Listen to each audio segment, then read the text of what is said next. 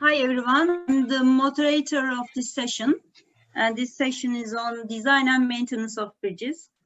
And our first presenter is Shekhar, but I cannot see him attending or her attending. Are there anybody who knows about the presenter?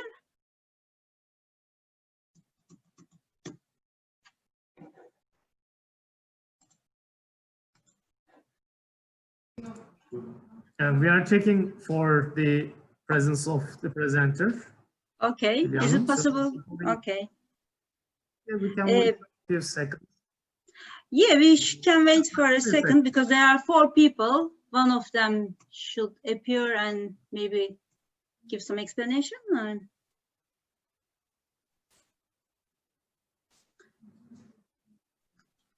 Jennifer, Steve, and Daniel. So we're sending him an email. So if you want, you may continue with the second one, and if the first one arrives, you can just arrange the schedule. Okay, we can just iterate everyone. So, Jem, I believe you are the next presenter. Yeah, I am. Yeah, how are you? I'm good, yeah? Good, thank you. Would you be happy to start now, or? Okay, do I need to share my screen, or? Yeah, you can share your screen. On the very bottom, there's an icon next to the record. Is it possible? Yeah. Yeah, I'm gonna try. Share my screen, I saw it. Just prepare my screen. Very good. So your presentation is on how to evaluate redundancy. Yeah, for the steel bridges. Let's open like that. Okay. Okay. Is it possible to see you, Jem? Oh, sure. My video. Let's open my camera. Here we go. Start video. Oh yeah. Yeah, you can see. Hi, Jem. Yes. Hey. Hey. I can start my presentation. Yeah, before that, thank you very much for taking the time. Yeah. Thank you too. Good afternoon, everyone. Here's a good morning, actually, like 7 a.m. at Purdue. I'm Korkmaz, working at Purdue University as a research engineer under the supervision of Professor Robert J. Connor. We are at Purdue, we are mostly working for steel bridges with fracture critical members. And we are working on how to inspect, how to retrofit, and my subject's more about how to evaluate these bridges. And today I'm going to talk about how to evaluate redundancy in twin top girder bridges with advanced finite element analysis. And I would like to start my presentation by explaining the concept of the fracture critical members. The fracture of any of these bridge members is expected to result in complete catastrophic failure or significant loss of serviceability. I prepared 2 videos for that presentation to explain what the fracture critical means. In that videos, I'm using simple truss systems, and both of them is a fracture in here, one of the diagonals. And in the first one, after fracture occur, as you can see, system is failing because of the buckling in the other diagonal. These kind of systems we are calling with fracture critical members. In the second one, the fracture even doesn't cause any significant change in the displacements, and that kind of systems we are calling as a system redundant members. And these kind of studies, the bridges with the fracture critical members, become very important after the collapse of Silver Bridge. I found a very nice YouTube video, and Silver Bridge is I-bar chain suspension bridge. And the fracture in one of the I-bar, as you can see here, will cause the other I-bars removed from the systems. And chain become failing, and all bridge become unstable and collapsing. And this happened in 1967 in winter when the toughness is very low for the steel members. And 31 vehicles went in the Ohio River, and 46 people passed away because of this disaster. And we have same things in the twin top girder bridges, and all other 2 girder bridges, twin top girder bridges are automatically classified as having fracture critical members. Because the fracture in one of the full depth girder might cause like a significant amount of the displacement and finally the collapse of the bridge because of the fail in the concrete, loss of like a crushing and yield line in the concrete. But not all defined fracture critical bridges can be called as a fracture. Some of them behave like redundant structures. Like this is the photo of the home bridge made of 3 girders, and 2 of these 3 girders in that photo you can see there is a fracture, but this bridge didn't fall down and it's also continued to serve the traffic. And that kind of structures we call as like a redundant members. And this is very important for our studies for the twin top girder bridges, because if bridge classified as like a fracture critical, they have to like inspect these kind of bridges every other year with very expensive hands-on inspection. They have to rent special equipments, they have to close the traffic, they have to spend lots of time, and they have to spend lots of money for the inspecting. But with the finite element analysis, as we can see, like some of these bridges as having redundant members and they don't have to like continue this inspection type, they can change the inspection, the regular field inspection, and they can save lots of money. The DOTs can save lots of money. And my presentation is about define like how to develop these calibrated FE models. And I analyze around like 30-35 bridges. Many of them pass this evaluation process and they can define as like a redundant bridges.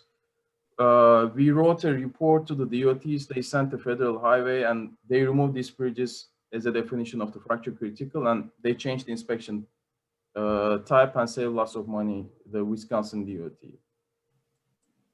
And in the finite element analysis, I would like to like define very briefly.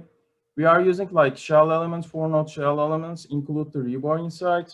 And these concrete decks have like can be subjected to plastic and the damage behavior. We can see like excessive crushing or cracking in these members.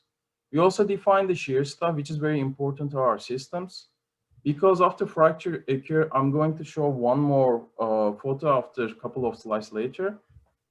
They are failing in tension mostly, and we need to define the accurate the shear stuff behavior in the connector elements. And shell elements for the girders can buckle or can get we can check the, like how much strain values they are getting to check that they're in our limits. We have the parapet solute elements. They are working in the system where help the system the bridge stay after the fracture occur. And we also have a bracing with the Timoshenko beam elements, and we also have the like a bolted connected elements which can fail during the like after the fracture occur. And these kind of analysis, we have so many details. Like this is the bridge girder. We are defining so many like a section changes. We have the many different configuration of the bracings. We have like a longitudinal stiffness, and all of them takes time when you analyze like around the 30 bridges. And I wrote some scripts like Python scripts, which works with ABACUS. I use the main software I use in my analysis is the ABACUS. And these scripts really like expedite the study for the both pre and post processing. And like we need to spend like around a month per bridge, but it dropped to like 1 day to check these bridges, evaluate that bridges by expediting this study automatically, like draw everything, define all the materials. It's worked pretty well in our study to expedite it. And for the case studies, first of all, to benchmark, we used like many small scale experiments to benchmark our studies. We did for this one for the concrete deck, girders. I attached a couple of photos we did for the bracing. We got the like a test from the UT Austin done by Tahelvik. And then we prepare a model to check like how the behavior is going to buckling behavior, and then make the simplified these models by using the Timoshenko beam elements and to capture the like experimental behavior, and then we pull in the like a full model. And same thing for the like connections. We got to like NCHRP 1284 studied by Justin Osell, and we compared our model, the simplified model, with the experiments to define the plastic and the damage behavior.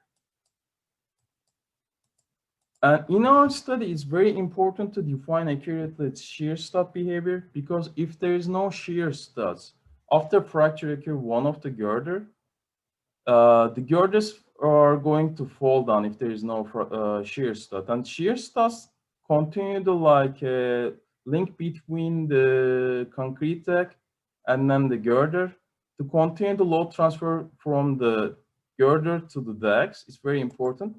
And we saw like one of the experiments done by UT Austin. They did the 3 experiments I'm going to explain later. After the web fracture, they observed a significant amount of the like tensile failure in the shear studs, and they caused the like concrete breakout failure in the shear stud location. And we need to define the accurate to this behavior. And we did again the same, like similar to the bracing study. We started with the like small scale experiments. We model it with the solid elements, and we capture the damage and the failure behavior. And we did many experiments. And finally, like we got the similar behavior with the experiments. We simplified the methodology and defined this shear stud as a like connector elements. Also, like we assign also the mesh independent fastener to connect the load transfer behavior from the girder to the deck to easily transfer the behavior. We also have like we define also the interaction behavior between the girder and the deck. And this one is important because we also get the advantage of the partial composite action coming from the friction.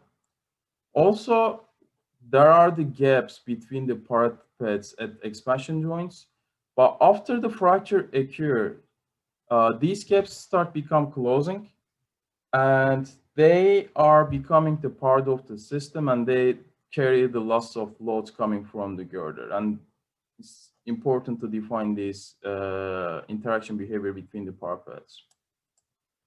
And after we finished all simple studies, we continue our study like by benchmarking the full-scale experiments. University of Texas, Austin done the like 3 full-scale experiments for the twin top girder bridges. And this is the like a simple span bridge, 120 feet. And they fractured the like exterior girder. These bridges are also the curve.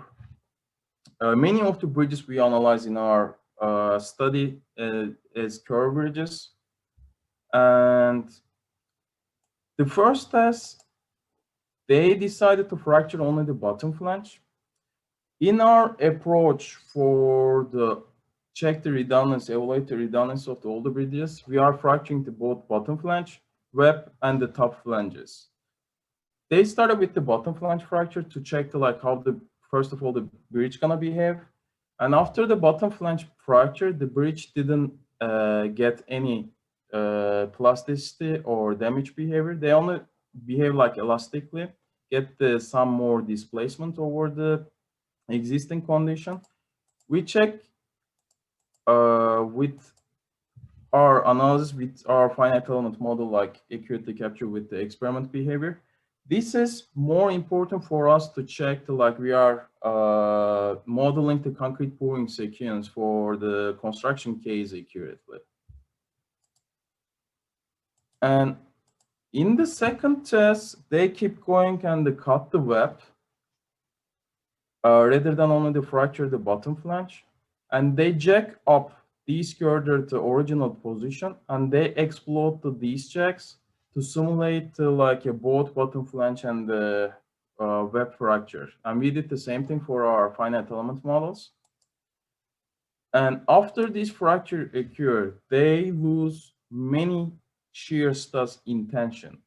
And we continue, we check our like finite element analysis, capture this shear stud failure behavior. This is the exterior shear studs, interior shear studs in the like a fracture girder. This part is the fracture girder. These are the like intact girder part. Top view of the bridge. And these small dots are coming from the experiments. And this stage time we are capturing the like behavior they observe in the experiments.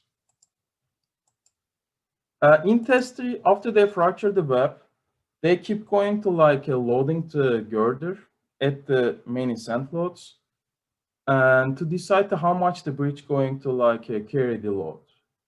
And we did the same thing in the finite element analysis. We defined like concrete blocks they use, and we added the loss of sand loads. After we added loss of sand loads, we like checked how much load capacity they observe in the like experiments gonna match with our finite element analysis.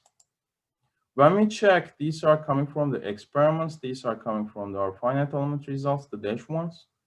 We accurately capture the like load capacity. We are actually in the conservative side, a bit like 5%, which is very good approximate for the finite element analysis. In this one, for the load displacement behavior, in their experiments, they have the like a crack initiation during the experiments to the up to the top flange, because they've partially like cut the sections. But we instantly like put all the crack initiation instantly before we start our analysis. And then we got like, we didn't get the parts is coming from the crack initiation. This is why we have a difference in that part. We also checked the like bridge behavior is same as the like experiments. After they added the loss of sand loads, they got the like a huge yield line at the bridge because of the fracture. We are like capturing the same behavior in the finite element analysis. They also check for the shear stud. We have the shear stud. They also have like parapet crashing. We capture this behavior in our analysis too. They accurately like benchmark our finite element models with the like a Texas experiment. And after that, to evaluate these bridges, we need to define the like evaluation process, like what we need to apply the load factors, what we need to check. We have the two load factors. One of them for the redundancy one. Redundancy one is evaluates the ability of the bridge to immediately survive a sudden brittle fracture. Like this is just when the fracture happened. And we have like a dynamic amplification factor for each one because these fracture causing the dynamic effect in the bridges. And in the like experiments of Texas, they observe like 0.3. We also like check each one is we capture in the benchmark model. For these dynamic amplification factor, we did like many analysis for the many bridges, and we decided for the simple span bridges, we use like 0.35, and for the continuous bridges, we use the 0.2. And we are using the like a lower live load factor because when the fracture occurs, it's hard to get the like the bridge at the same time as like under the full load. That's why we are using the like a lower live load factor. And this study is sent also the AASHTO T5, and they approved the study, and we keep going to continue our load factors for our evaluation process. And for the redundancy one, we are only using the like existing lane combinations. If the bridge like a design is a 2-lane, we are using the 2-lane. We also check for the 1-lane might cost more effect than the 2 lanes. We are doing the 2 analysis for each model. And redundancy 2 is like evaluates the ability of the bridge to carry the live load during the interval between when the fracture occurs and when it's discovered.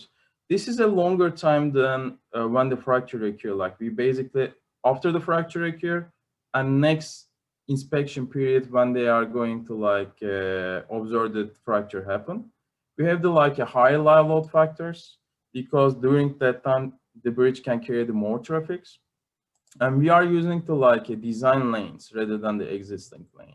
If the bridge designed for the like a 3 lanes, we are using the more lanes, and we are checking all the combinations for 1 lane, 2 lane, and 3 lanes.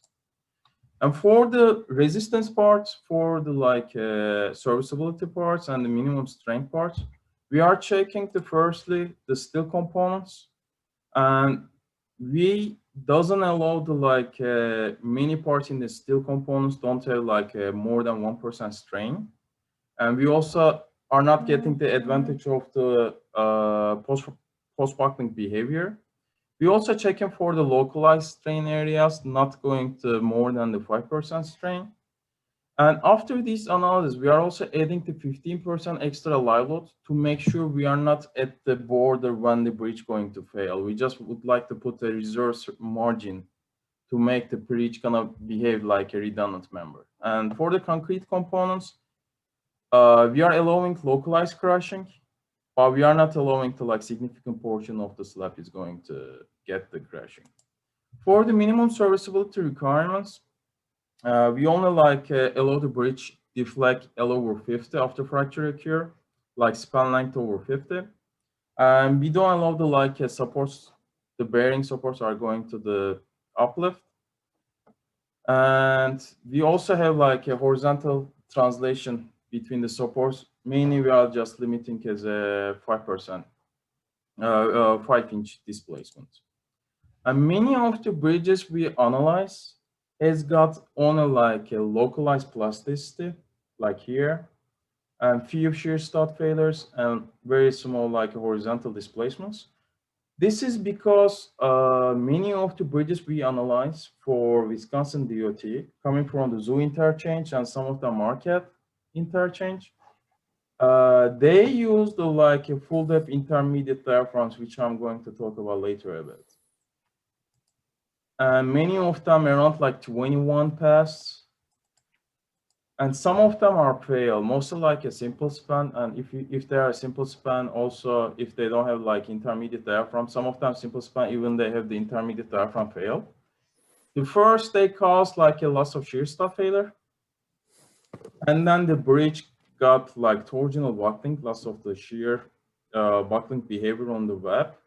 And then the concrete failed due to the like excessive yielding and concrete crashing. And some of them didn't use the end diaphragms, they used the cross frame. And after fracture occurred in one of the girder, this cross frame got buckled. And they got the excessive torsion, and then the final of the Dilek failed. And then loss of crashing in the parapets too. And some of the bridges have like some field supplies and flank supplies. They got the buckling in many of the flank supplies locations. And we developed like a simplified methodology where they need to put the flank supplies or field supplies. And some of them like buckled during where the field supplies. Some of them like this is also the field supplies buckling, because they use very large width of the bottom flange. And some of them got buckled at the pier locations. These are the like main failure modes. Concrete deck can fail, shear studs can fail, buckling can occur, or the buckling in the bracing. And many of the bridges pass had the like a full depth, full width, intermediate diaphragm, which really helps the bridge the load transfer from the girder to intact girder, the fracture girder to intact girder. And these we developed like a new methodology for the how they're gonna design these intermediate diaphragms and where they need to put it to avoid these failure modes.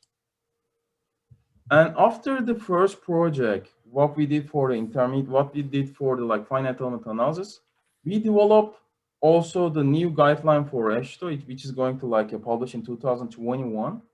How they gonna like simply design the future bridges to make sure they're gonna behave redundant. And we have the large family of the like analyzed bridges.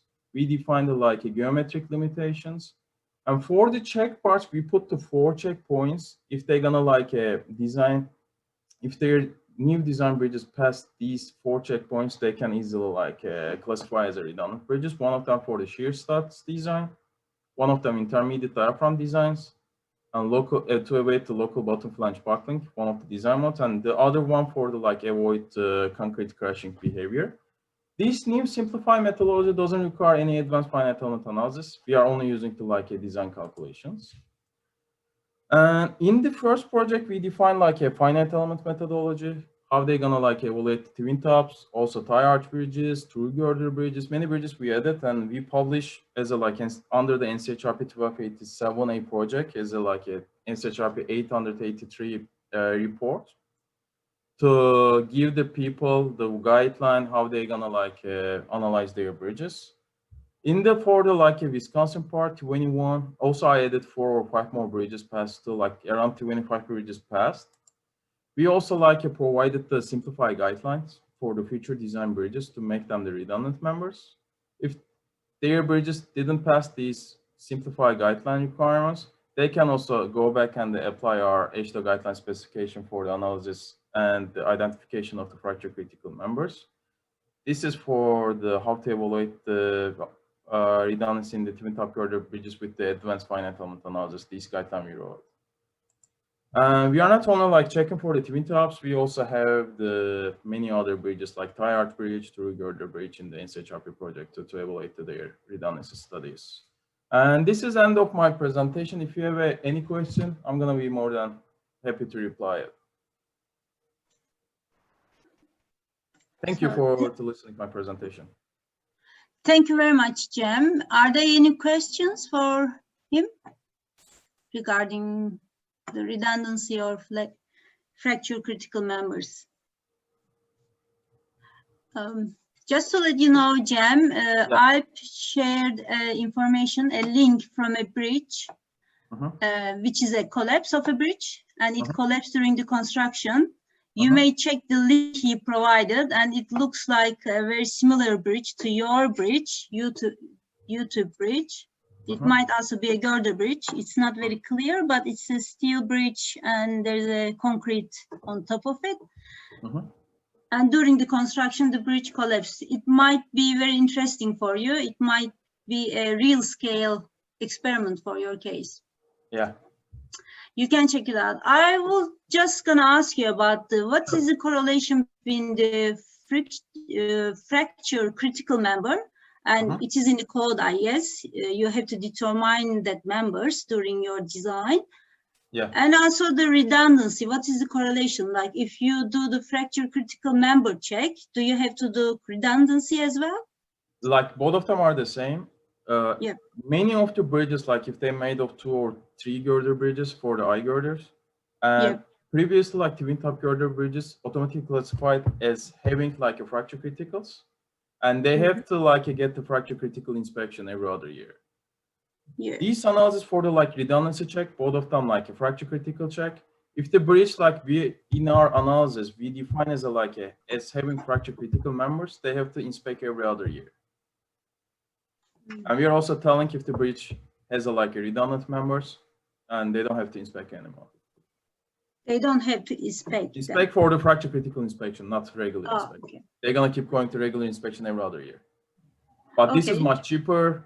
They don't have to rent special equipment. They're just gonna go to bridge and check the members there's no significant corrosion, there's no cracking. Like something like simplified check is only take 1 or 2 hours. The other one takes like around a week per bridge. All right, yeah. So I was wondering if there any way of identification the FCM, the fracture critical members on site, on the bridge. Do they paint them in a different color, for example, for the inspector to recognize them? They are like a drawing, like a red square for the fracture critical members, and they have to spend more time. They have to add the hands-on inspection for these members. In the how to say the inspection charts, they have the charts for per bridge, and they are classifying this part is fracture critical, this part is fracture criticals. They have to check the hands-on inspection for that part. All right. Thank you very much for your presentation. So I am the next presenter if there are no more questions, and I should start my video. See you, Cem. See you. Bye-bye. Share my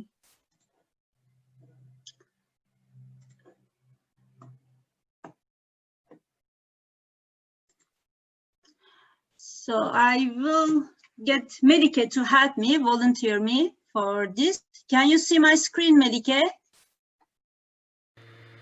I can see. Yeah, I'm here, Hülya, and we can see your screen, yes. Okay, thank you very much.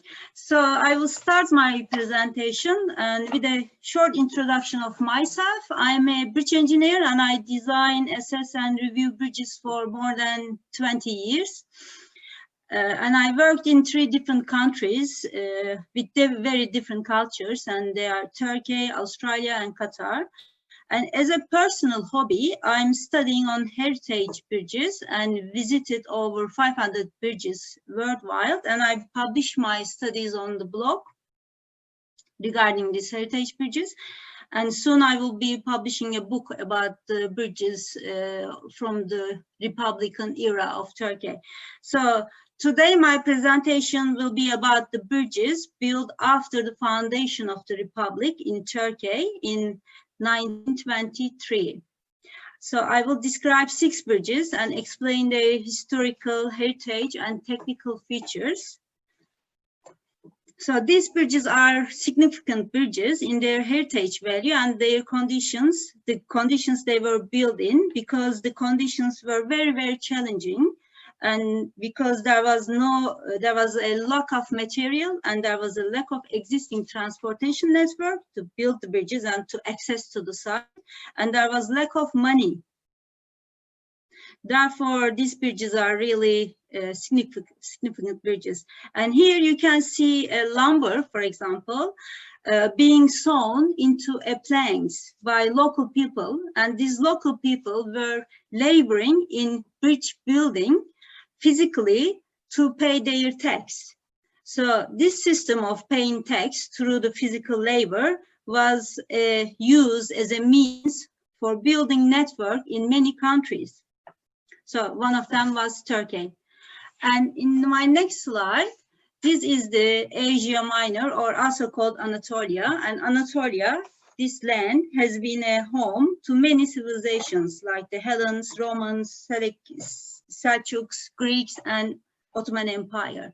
And after the Republic has been founded, this was the new borders of Turkey, and the capital has moved to Ankara, and it was a new state as well. So the conditions when the Republic has been established was like, I will describe the conditions in a couple of bullets only. So Ottoman Empire announced its bankruptcy in 1881.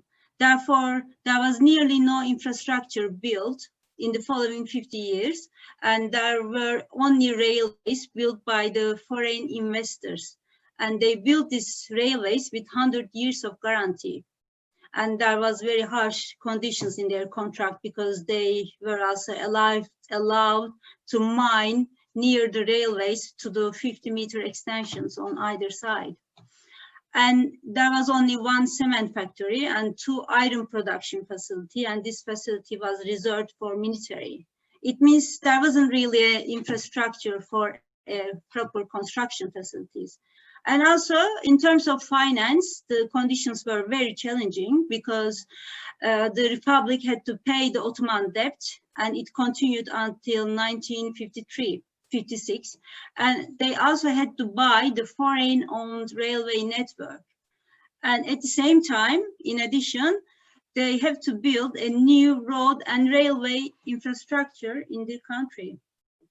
So when we look at engineers of the time, the first engineers graduated from the university in Turkey was in 1883, and there was only 13 students graduated that year.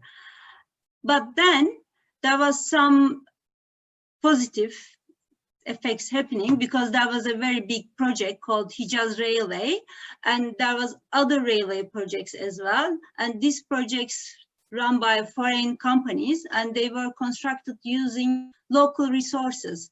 That's why the Turkish engineers gained experience in the field. And the foundation of the Republic opened a new era for everything, including bridge building. And this prompted a new modern style amongst engineers. They were wearing fedoras, for example, and they were very proud of their work. And Turkish engineers were highly motivated, open-minded, and respectful to their profession.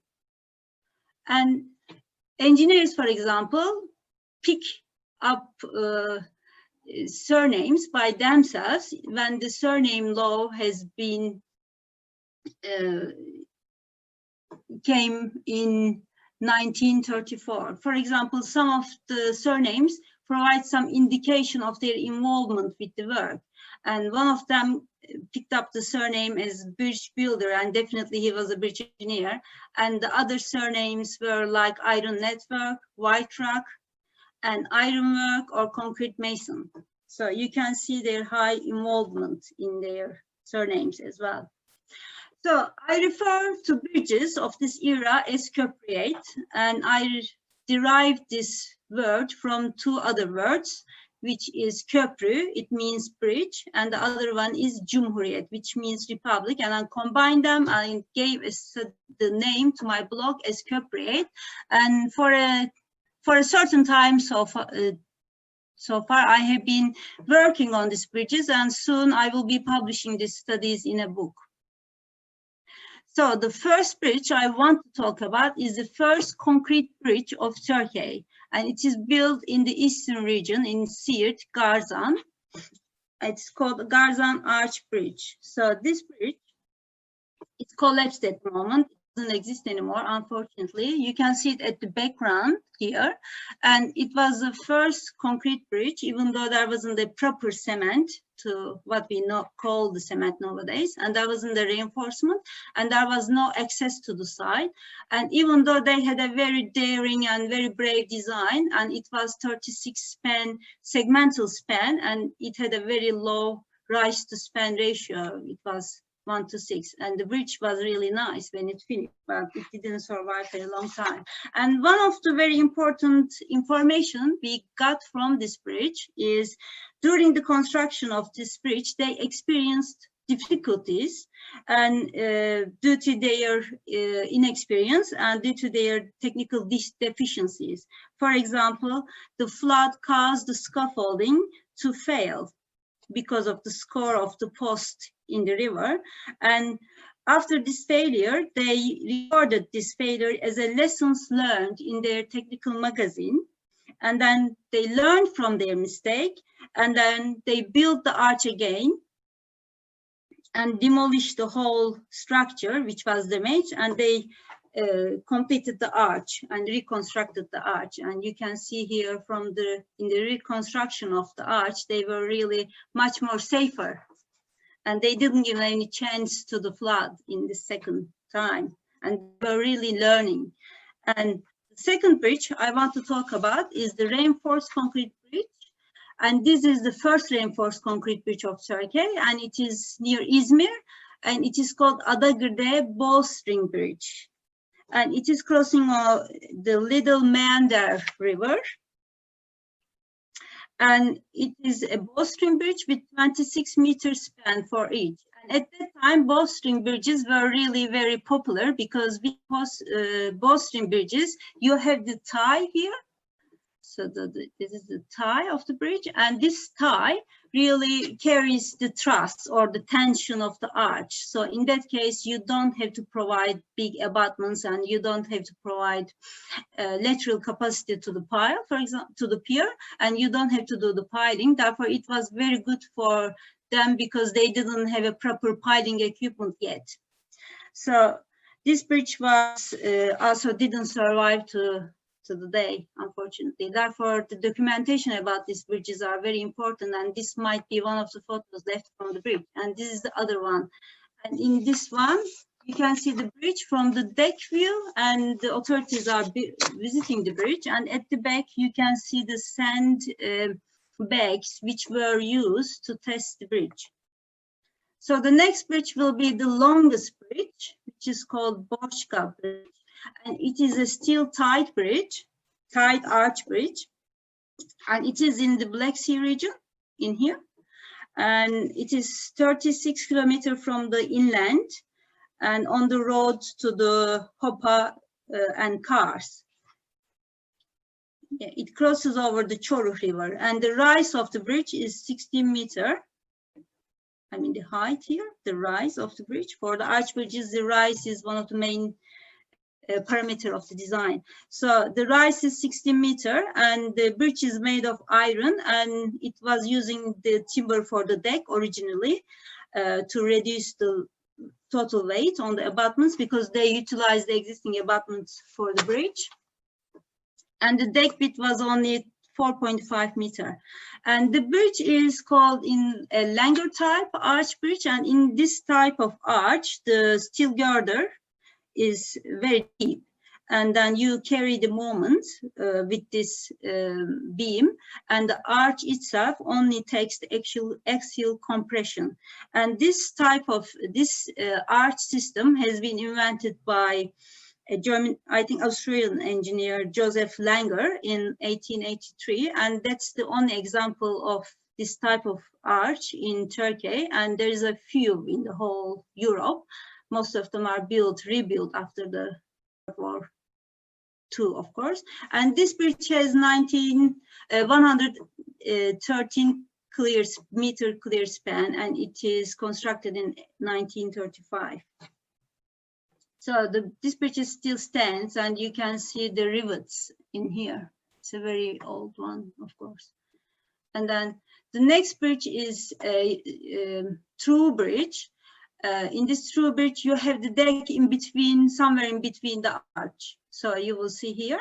So this deck is somewhere in between the arch, the height of the arch, because the springing of the arch is here and the crown is here, and you have the deck in between. Therefore, it's called semi-through arch. So this is an arch bridge, and it is also constructed in 1935 by a company called STFA, and many people in Turkey will know them.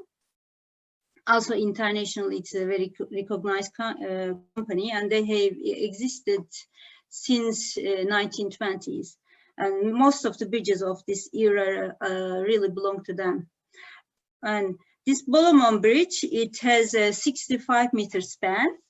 And during the construction, they provided a hinge at the crown, but after they finished the casting of the arches, they close the hinges, and the way this is done by a method which was very common at that time, and it was named after the inventor, the Freycinet, famous Freycinet. And in this method, you cast the two halves of the arches, and then you come with a jack in between the arches and separate the arches further, and then in this way you compensate the already happened creep deformation, movement in the arch. So you can, sorry, not the creep, of course, the shrinkage of the concrete, and because it happens after the hardening of the concrete, and then after they extend the gap in between the arches, they fill up the same space with the high cement mortar, and in this way they close the hinge. And this is a famous method, very commonly used at that time and found by Freycinet. And in this bridge, due to the flood hazard, they were very careful with the scaffolding. This is also another view of the bridge from an older photo. Yeah, they built the bridge with a wooden scaffolding, but they didn't want to use any pier in the middle because they didn't want to lose their pier and also the scaffolding because of the flood. And all the construction here, I called it secondary construction, or someone called it auxiliary construction. This construction is made to construct the main structure. All the construction is made with this wooden here. See these towers, and they are used for the cable, supporting cable, and all this scaffolding, they are all made with wood, which was very available at the time.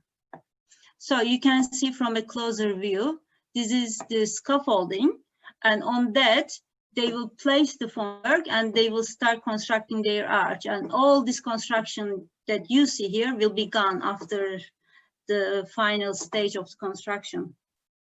So this bridge is completed in 1936. I visited this bridge many times. This is also a detail from the scaffolding, and this is also another view, so you can see also how high the bridge is.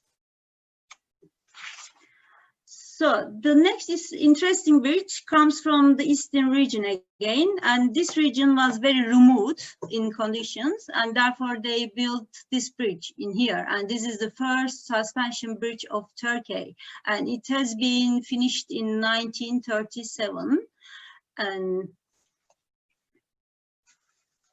normally you wouldn't use suspension bridge for such a short distance, which is only about 53 meter long, but since there was no construction material that you can carry to here, and because it was remote, and the gorge was very deep as well, so they preferred the metal suspension bridge. And also with the metal bridges, for example, you have a lightweight on the abutment, so you don't have to construct a lot of substructure for the bridge as well.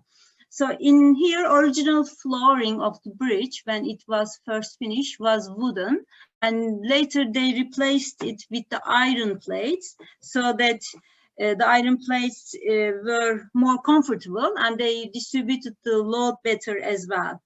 So also you can see in the original bridge they had 2 cables, and later you can see nowadays the bridge has only 1 cable, which goes to a very old and saddle here. So it is therefore very important to keep documentation about the bridges, so you can see the improvements or the maintenance work done on the bridges. So in here you can also the anchors here for the cables. So another view from the bridge, so you can see around there is no road or no other settlement, and it crosses over a very important river. It's the Euphrates River. And this construction has been completed in 1937. It means this bridge is still in use after 80 years. So the next bridge is the Malabadi Bridge. And Malabadi Bridge is indeed a very famous stone bridge in Turkey, one of the significant heritage stone bridge in Turkey, but I'm going to talk about the bridge next to it. And this bridge at the background is the very famous one. It's a very old architect structure, so you can see the scale here. So if we go here, I'm going to talk about this bridge, which is 56 meters in span. And here you can see the scale better with the people in here. And the stone bridge at the background is constructed in 12th century by architects, Artuklu in Turkish. So in this bridge at the background, you can also, in here there are some stairs in the spiral walls, and using these stairs you can go to the rooms here. And a person, indeed I'm gonna read a quotation from an engineer who was involved in the construction of the bridge in the front, the concrete arch bridge. So you can see the stone bridge in more very impressive view. So here is where you start going to the rooms, and in here they are in this area is the rooms. So this is a photo from the construction of this concrete arch. So you can see the formworks, very huge formwork done for the stone bridge as well. So the engineer who worked in the construction of this concrete arch bridge was called Orhan Büyükalp. He was also the founder of one of the divisions, the Antalya division of the KGM. And he personally worked on construction of the concrete bridge, and he tells a short memory from the years he worked in Diyarbakır under the command of the 9th Regional Directorate of Highways. And I quote from him, quote, "While I was working on the bridge, we had sheltered in the old bridge with our workers for a whole season. And on the old bridge, there are 2 large rooms which can be reached by steep stairs on the right and left of the crown. We allocated one of these rooms as a dormitory of workers and the other as a kitchen. As seen on photographs, the windows in these rooms facilitate as ventilation and lighting." So these are, the windows he's talking about. And I also know people use that windows for fishing very frequently. So this was the last bridge of this era. And with the conclusion, most of these corporate bridges are heritage listed bridges because they are significant in themselves as British, bridges themselves, and also as a witness and an evidence of an era, because most of them are the first examples of their type. And these bridges are technically unique because they were the first example of their structural type in Turkey. And in Turkey, like, these bridges don't have much recognition yet, because the heritage value of the bridge in Turkey is mainly associated with a stone bridge. Therefore, we need some kind of awareness for these bridges to get recognized and to be studied and to have some interest and care. So I will just show you some other examples of these bridges if I have time, and I'm responsible to check the time as well. So let me check the time, please, first. So I'm nearly running out of time, but I want to show you a couple of examples. This is from 1928, another bowstring bridge, and which is very nice because it has involved some architectural features as well, because it was a city bridge. It was crossing in Zonguldak to the main, it was on the main road to Ankara from Zonguldak. So another bridge from the same time. So you can also see the date here. This is an old photo. This is from my site visit. And nowadays you cannot see this bridge because it is also sunken in the dam lake of a dam here nearby. So this is another bridge. This is an arch bridge with 3 ribs. You can see the different details here between the ribs as well. So this is a very nice bridge from 1928 near Izmir. And this is a very different type. This is called Monier Arch Bridge. Here you have the arch, usually not reinforced even, and then you have the fill material, and these spandrel walls here are just decorated to give the stone appearance. And you can see this kind of features happen a lot in the transition structures like this one. This is a transition from a stone bridge to a concrete arch bridge, and it is in Çanakkale. And this is another bridge, bowstring bridge in Gediz. It's one of the famous bridges in Turkey. And I hope it continues to be. And this is another 2 famous bridge, and this is Kemeran Bridge. I call this bridge a bridge born with three bridges born with one name, because this is 1935 Kemeran Bridge, which is has a very long history. And if you are interested in any of these bridges, you can read from the blog.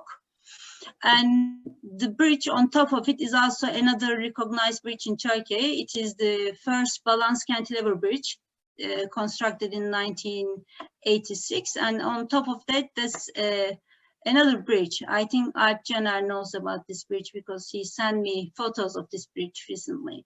So this is Kemeran Bridge, and all of these bridges, except the one at the top, is in the lake of the dam, and you cannot see them anymore.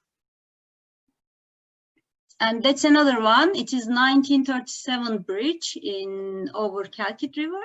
It's very nice arch bridge, and it's also very, very narrow, only 4 meters in depth. And this is another bowstring bridge near Izmit. And this is a 39 bridge. It's a bowstring bridge too, and the design is very advanced. So they use the K braces and details at the approaches. And another arch bridge from 1956. So there are also very singular bridges like this one, which is only example of a frame bridge from that era.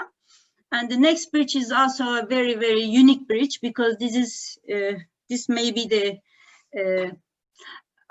if we don't count the Galata Bridge, this is the only bascule bridge which is made with the very old type known as Dutch type as well.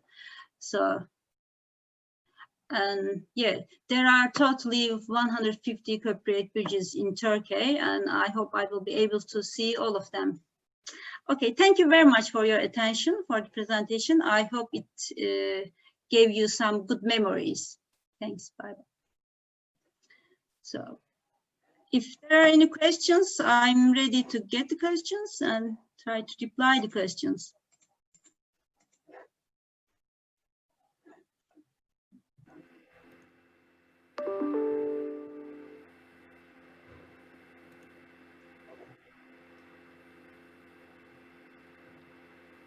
Okay. I have one indirect question, if you don't mind. It's not related. Of course. Yeah. Technological condition, but during my drive on the highway of the Yavuz Sultan Selim bridge, I found out 2 or 3 bridges established by the management company of the highway, which they call it organic. Means is there is no any chemical things in it, I guess. Do you think such kind of the bridge can be increased, if possible, to establish? I'm talking about the highway bridges. It's not a big one like the bridges on the Bosphorus. I believe you are talking about what people call wildlife bridges. Is that the case? You are talking about the culverts made from the metal, corrugated metal, and on top of that they put the fill, and then they provide some vegetation on top of that, and they call it wildlife bridge in worldwide, but maybe in Turkey they call it organic bridge. I don't know. They just put in Turkish that this is natural or organic bridge.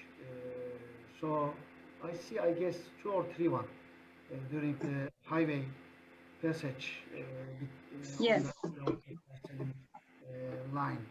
So I don't know whether it's very expensive one, that's why it's not in use for methodology, or it's not technically possible. I don't know. Indeed, I don't think your question is very clear to me, but what I believe you are asking is the bridges are organic themselves or not. Exactly. Yeah. And, they use the stone or maybe egg, from the historical times. Egg yolk, yeah. No, I don't think that's the case. That bridges, if they are the ones I know, or I assume, they are made with the metal corrugated arches, and on top of that there is a fill material. And more than the bridge itself, I think they call the facility of the bridge, the function of the bridge, like organic, or maybe they can call it natural bridge, because that bridges normally in normal conditions, when you construct the highway or anything, most of the time the railway, you just block the city or block the nature, and you just provide a corridor which is uninterruptible. So therefore you have to provide some connections for the life and for the people living, for local settlements around, and that's the wildlife bridges does that for the animals living in there, for the vegetation to continue, because even for the bees, for example, or not the bees because they can fly, but for the animals which walks, for example, you shouldn't cut their communication between in the forest. And if you are having a corridor in between the forest, for example, you have to provide these wildlife bridges in a certain intervals. So rather than the bridge itself, the function of the bridge is works for the natural life. Therefore, they might be calling it organic, but I wouldn't call them organic. Okay, thank you. Thank you very much. Yeah. Another questions regarding my bridges? Regarding the Republic bridges?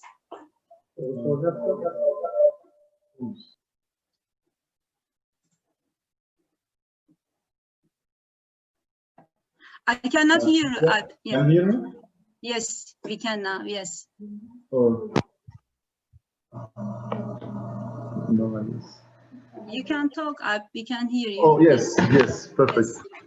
Because we had some connection problems here for your conclusion. But thanks for this presentation. And also, I have a question. Like these bridges are like dating 8 years or 9 years old. Yep. And they are concrete material. Yep. Most of them.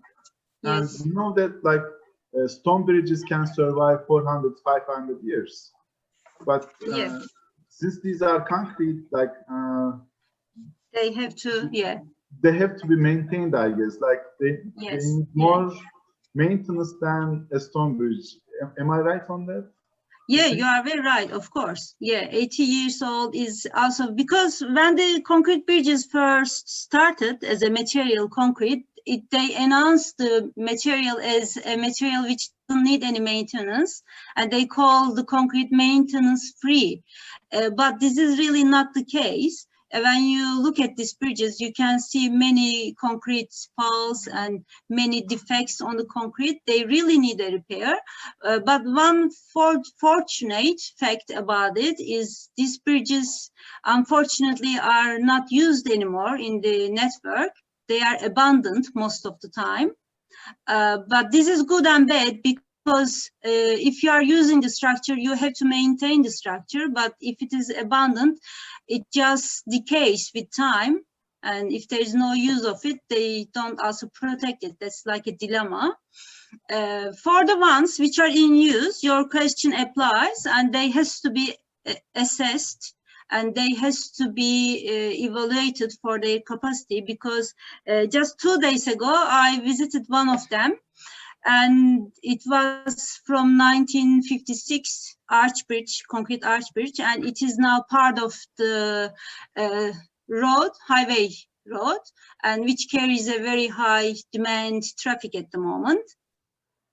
So that bridge should certainly be assessed. I believe the KGM is aware of this fact because this happened in another highways, for example, in Coastal Road in Black Sea, for example, and they built the bridge next to the existing bridge, and the existing bridges, I'm not sure if they are assessed the bridge or look at the condition of the bridge, but when the flood happened recently, one of the bridge collapsed because of the score at the pier, but the new one built next to it survived the flood.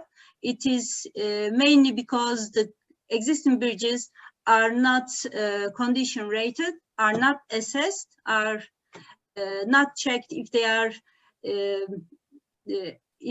good enough to carry the current load, current vehicle over them. Thank you.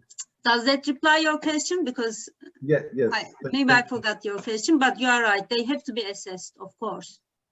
And there is one more question from Steve next to me. First, I read to you, like, were any steel, iron, concrete bridges built in Turkey prior to 1881? I think before Atatürk is born. Is that the question? Okay. Were any steel, iron, concrete bridges built in Turkey prior to 1881? First of all, why the date is 1881? Is it picked up arbitrarily, or the 1881 is the birth of Atatürk, and that's why he's asking? Or Steve? Yes. Hi, Steve. No, you are such we know you cannot act like Steve. Steve, yeah, you put to your question. No, we don't have concrete bridges because I showed you the first concrete bridges dated 1825, and for steel and iron. I wouldn't say steel because the first steel bridge in Turkey is the famous bridge in Mississippi, which is dated 1885 something. And so your question is, are there any metal bridges built before 1881? And the reply is yes, of course. And because the first railway is the 1856 dated railway from Izmir to Aydın, and they had many steel bridges. And before that, there was many railway bridges built in the Balkans, which are not in Turkey borders anymore. And yeah, there are many metal bridges built, and some of them still exist. For example, there is one of them, but it is not as old as your interest. But if you are really interested in that period, for example, I can provide you some examples, and I can give you the example for the very old one. Well, thank you very much. The reason I asked about 1881 is you mentioned that from 1881 onward for about 50 years, there was basically no bridge construction. So I was curious about that year because of that. Oh yeah, okay. So I understand why you picked up that date, but you know, our leader of our nation is Atatürk, and he's born on 1881. Therefore, it's a very good coincidence. Okay, after Ottomans announced their bankruptcy, and they continued building bridges, but most of the bridges were only stone, or they made with the local materials, and they made with the timbers only. They didn't have any technical ability in that sense, unfortunately. They engaged a French company later, if you are really interested in the subject, which is called Régie Générale. They provided some typical projects, for example, to be constructed, but then the World War I in 1914 interrupted their construction, and their projects had been on hold. So if you want, I can provide you more details. Yeah. Well, thank you very much. That was very interesting. Yeah, my pleasure. Yes. Thank you. And thank you everyone for your interest. And unfortunately, I have to stop talking about bridges and continue to do moderating for Dilek. And Dilek will talk about historical bridges. Hi, Dilek, how are you? Hi, how are you? Very good. I think I spoiled some of your bridges, the Malabadi, and I talked about it. Sorry. No, not that one, but it was a very nice presentation, Hülya. I learned a lot from you. I'm so happy to hear, yes. Yeah, I learned a lot from you. I'm not an expert in bridges, but I'm just a researcher who is dealing with historical bridges, and by means of structural evaluation, structural analysis. So I learned a lot. For instance, I didn't know the property of Kemah bridge, which I have seen several times. And thank you very much for that. Okay, yeah. I'm so glad to hear. I hope it introduced bridges to engineers here. It's very important. So, yes. Would you like to share your presentation? Yes, if possible. Yeah. I'm going to do that. Can you see my presentation? Yes, I can. Also, you can go to the presentation mode. Yeah. Okay, I will make it.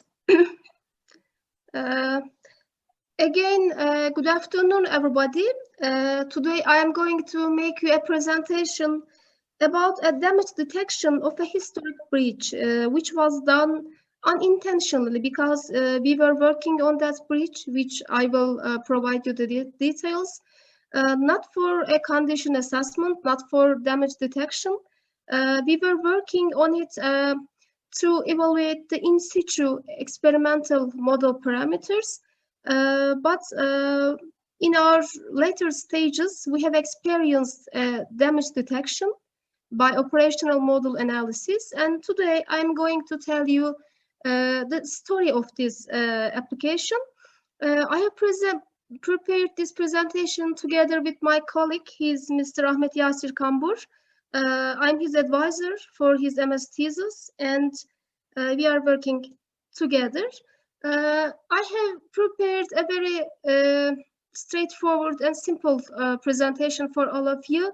I will try to mention about the need for the study, why we have focused on this topic.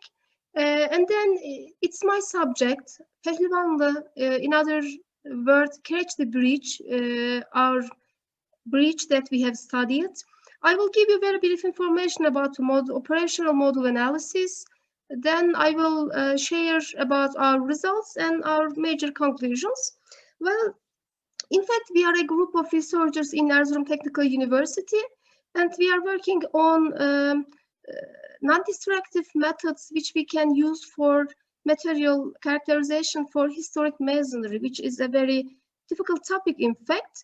We have prepared a research project which was funded by Erzurum Technical University. Here is the topic. We mainly worked on determination of historic bridge model parameters using operational model analysis, which we use for verification of the material characterization that we assigned for structural modeling. We are working on historic masonry because in our region we have a lot. We have a rich cultural heritage, and so we focus on historic masonry together with my colleague. During our project, we were in connection, of course, with 12th Regional Highway Directorate, which is located in Erzurum, and they are responsible for historic bridges in our region. And they have suggested us two bridges to work on it. One was Pulur Bridge, and the other one was Pehlivanlı, and in other words, Kireçli Bridge. When they assigned us these bridges to work on it with official permission, the restoration work over Pulur Bridge was finished. But for Pehlivanlı Bridge, the process was ongoing. Pulur Bridge had been constructed in the second half of the 16th century, but Pehlivanlı is relatively younger. It was constructed at the second half of the 19th century. As I told before, Pulur Bridge restoration had finished when we started our project, but Pehlivanlı Bridge was under restoration when we have taken the official permission and worked on the bridges. What we did exactly in our project was, we are looking for some non-destructive methods for material characterization of historic masonry. We are following some procedures like using Schmidt hammers or ultrasound tests, and we are trying to make material characterization. We are assigning them to our finite element models of the historic masonry, in this case to historic bridge, Pehlivanlı Bridge, I will focus on. We adopt macro modeling approach and we calculate theoretical model parameters. And then we go to the site. We make operational model analysis. I will mention about very briefly for this technique. We basically measure response of the structure to ambient vibrations. We work on it, we make the data analysis, and we obtain experimental model parameters, and then we compare them, whether they correspond or not, to judge or to end up with a conclusion about the initial material characterization of our procedure. If not, then we go back to our stage, evaluate our method for non-destructive material characterization, and then we go forward on this way. We did it for Pehlivanlı Bridge. I will focus on it because when we start that project, the bridge was under a restoration. An operational model analysis had been done before the restoration by Bayraktar in 2012. We weren't a part of that study, but we had experimental model behavior parameters like mode shapes, like frequencies just before the restoration. But we have joined the studies during the restoration, and we have carried out operational model analysis during the restoration phase, and also we have carried out operational model analysis just soon after the restoration. And in our project, we make the comparison in between these stages. What happened to the bridge, how the model behavior changed or not. And again, the success of our method that we are searching for, whether it can be used as a non-destructive application for historic masonry characterizations for these types of bridges. Let me give you very brief information about our subject. It was Pehlivanlı Bridge. It's located on the road from Erzurum to Artvin, Erzurum to Uzuntere town highway. On the right side, it is neighboring to highway, but on the left side, there's a village called Kireçli village, and the local people call the bridge also as Kireçli, so I use two names together for that bridge. Here's a general view just soon after the restoration. I want to give you very brief information about the technical properties. It was constructed, the reports, the art historian mentions that it was constructed at the second half of the 19th century, and total slab length is always almost 43 meters. The deck width is almost 6 meters. The cut stone, which was used for construction, is a very high strength rock. It was almost 150 megapascal compressive strength, and the restoration has been realized by Turkish General Directorate of Highways by the end of 2015. I told you about operational model analysis. What we are doing is very simple. We have a structure. In this case, it's a bridge. It is subjected to ambient vibrations. The source of the vibrations are unknown, not like a shaker. The frequency or the technical details are not known. What kind of ambient vibrations? Basically, the vehicle traffic, which is really very dense at the vicinity of the bridge. The bridge is subjected to ambient vibrations and show a response. And we basically measure this response. So we instrument the building using accelerometers. With respect to of course, the location of the accelerometers is defined soon after a theoretical model analysis. We first study the theoretical mod shapes and then make the instrumentation on site.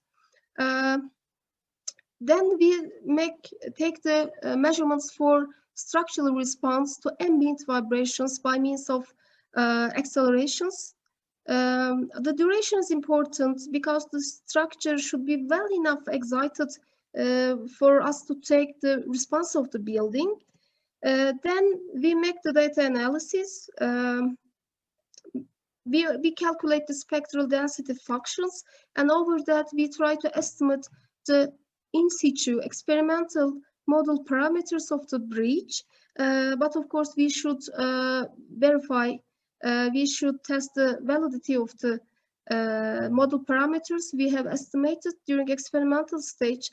We use generally model assurance criteria, shortly MAC, for this stage. I want to show you some pictures about from our studies.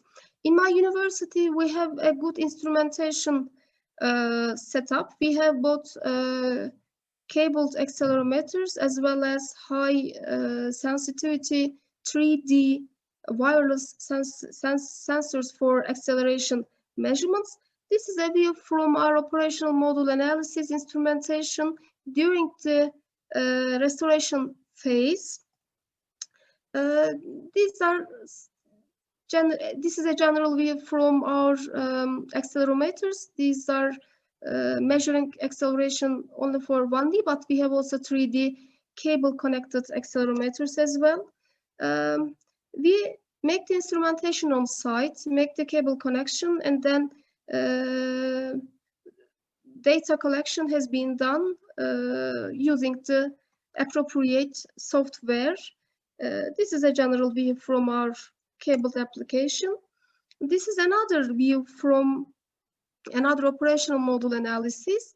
In this analysis, we have used wireless devices, a closed view. These wireless devices make an internal data recording. We can also monitor on computer if you want. It's about energy supply. It's a battery. It works almost 8 hours. It allows you to study without an energy need, especially in the rural areas.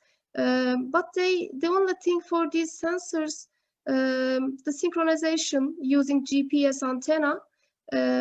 After we make the instrumentation, provide the GPS synchronization, then we take the measurements by means of acceleration, which is the response of the structure against ambient vibrations, and then we go to the data analysis. This is a screenshot from the software we are using. It's Artemis Model Pro. We are using this software for data analysis, calculation spectral density functions, and then estimation of the model parameters together with the verification values like MAC. This is what we are doing inside. I don't want to take too much time, but the story starts, in fact, after this point. During our project supported by the university, we have studied this bridge, the model parameters before restoration, during restoration, and after restoration has been experimentally observed and studied. We have finished the project, but just almost 2 years after, me and 2 graduate students, which were very interested in operational model analysis, we went to the site and we made another operational model analysis. In fact, I went to the site again together with my students just to make an application of operational model analysis to show them how we act on a real structure, because the bridge is easy, relatively easy to make an operational model analysis. We have studied this just for curiosity. I want to underline that we did this in situ operational model analysis 2 years after the restoration finished. But we were really surprised because the experimental mode shapes were totally different than the previous ones. For instance, the first mode shape was the lateral translational movement of the bridge body, but 2 years after, what we have estimated was different, because there was a movement at the connection in between the bridge and the spandrel or supporting wall on the Kireçli village site. First, we have thought that maybe we did something wrong. We have visited the site again 2 or 3 days after and made another OMA, made another instrumentation and took acceleration measurements. And then we studied, the results were the same. I want to take your attention here, the mode shapes change, third and fourth as well, but I just want to focus on the first one. Let me explain you on this layout. It was the first mode shape soon after the restoration. In fact, before, during, and soon after the restoration, the first mode shape was the same. It was basically the lateral translational movement of the arch. But 2 years after, it was what we have estimated. There was a movement, translational movement at the connection of the bridge to the spandrel or supporting wall on the village side. It was something like this, which we have thought that there can be a damage, a separation, or something like that at this connection. But at the first instant, we couldn't see any sign. There was not a remarkable crack. There was not any damage, something like that. But the results were like this. And so we have spoken to the villagers. We said that because it's about 1 hour and 15 minutes from Erzurum city center, which we live, we have spoken to the villagers, which they helped us a lot during this project. Please call us if you see anything, any damage, any separation or something like that. He is this man on the right side from the village. He made a telephone call to me after a few weeks, maybe 5 or 4 weeks later. He called me. He said that, Dilek Hanım in Turkish, you must come here because there is a problem at the bridge. I said, please take the photos and send us. He said, I don't have an Android. You have to come and see what happened. We went to the site and we visited the bridge again. This is what we have seen at the first instance. Well, the wall, the spandrel wall or the supporting wall at the Kireçli village site provided a damage like this. The infill has collapsed, and not only in the approach, but at the connection of the bridge to the supporting or spandrel wall, cracks occurred, wide cracks, almost 25 or 30 millimeter wide cracks that occurred. This is another view from the village side. I just I just want to underline that there were cracks in both sides. I mean, there was a separation. This is the bridge. This is the spandrel or supporting wall. There was separation in this part. This is another view from this damage on the side. I want to show you a close view. Here is the village side. There are cracks like this. At the connection, you can see the separation very easily. In fact, there was a damage the infill has collapsed. So we said that finally the mode shape totally changed. Operational model analysis provided us this result, but when we took those measurements on site, there was not a visible damage, crack, something like that, or we could not recognize. This is a case study that we wanted to share with you. Well, this example showed us that operational model analysis, which is a non-destructive technique to obtain model parameters on site, may be used for condition assessment of historic bridges due to its advantages, because this technique does not require any known source for vibration to excite the structure. The structure can be functional. You can use this technique, and it's a non-destructive method. So we think that it can be used for condition assessment of historic bridges. But of course, we say that more application is needed for verification. This is only one example, and we have seen this damage unintentionally. We went to the site 2 years after the project just to make a student application. But we have seen that the mode shapes changed, so it was a sign of the damage for the bridge. At the end of my presentation, most of you may remember Miss Halide Sert. She did a lot for historic bridges in Turkey. When I was a research assistant in Ankara, I had chance to work with her, and she was forcing everybody who deal with restoration of historic bridges technically for structural evaluation and engineering touch to these bridges. She has a really great influence on me, but we lost her a few years ago. So it's the time for me to present my sincere thanks to her, and we dedicate this presentation for her memory. Besides, I present my sincere thanks to Professor Alpcaner for his understanding, for his encouragement and support to us. And thank you very much, all of you. If you have any question, I'm ready to reply for my case study.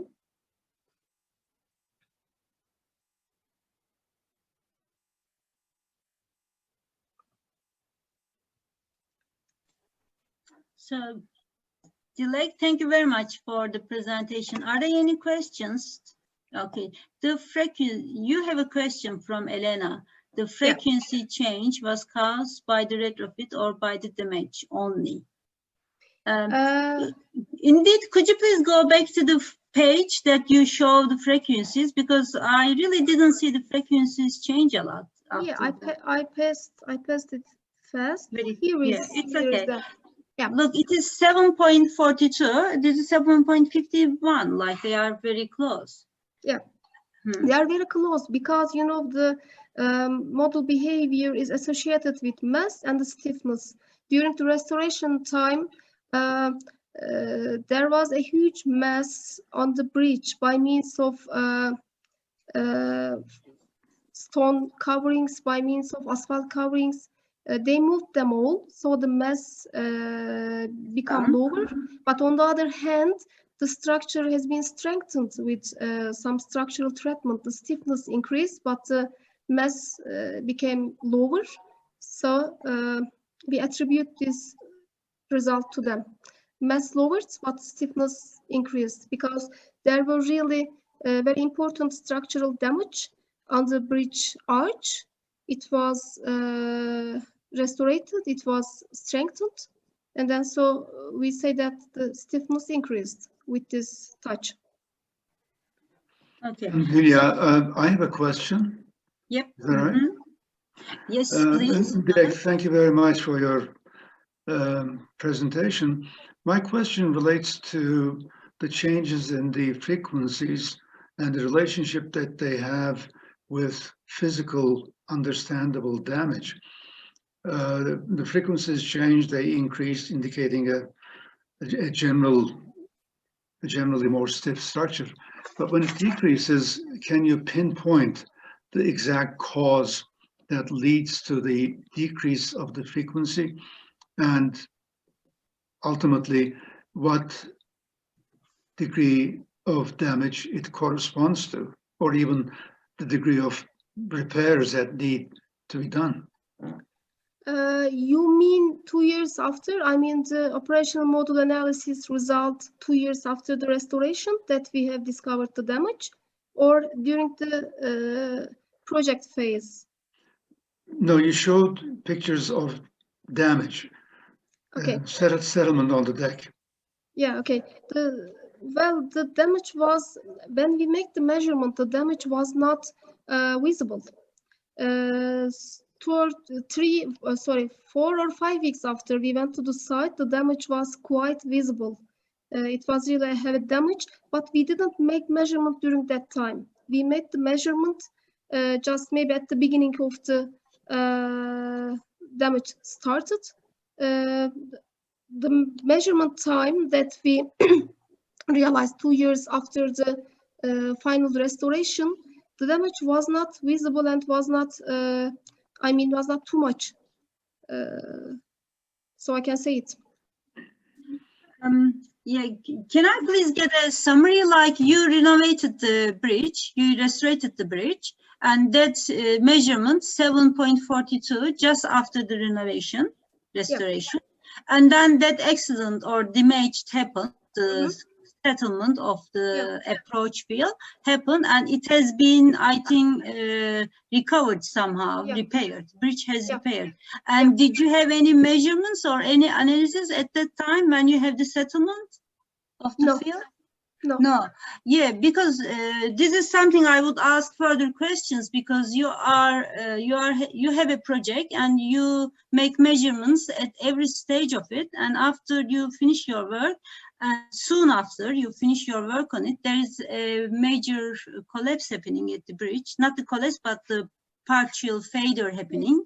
But then you don't record that failure, or you don't do any measurement at that stage? No, we didn't make any record, or we didn't make any measurement. Okay, what was the cause of that? Do you comment on the cause, or do you know the cause by some investigation? No, we didn't know. In fact, when we discovered that the mode shape changed, we said that there can be a damage at the connection of the bridge to the spandrel wall.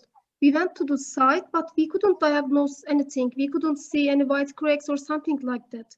A few weeks later, the villagers called us. Please come here. There is a damage at the bridge.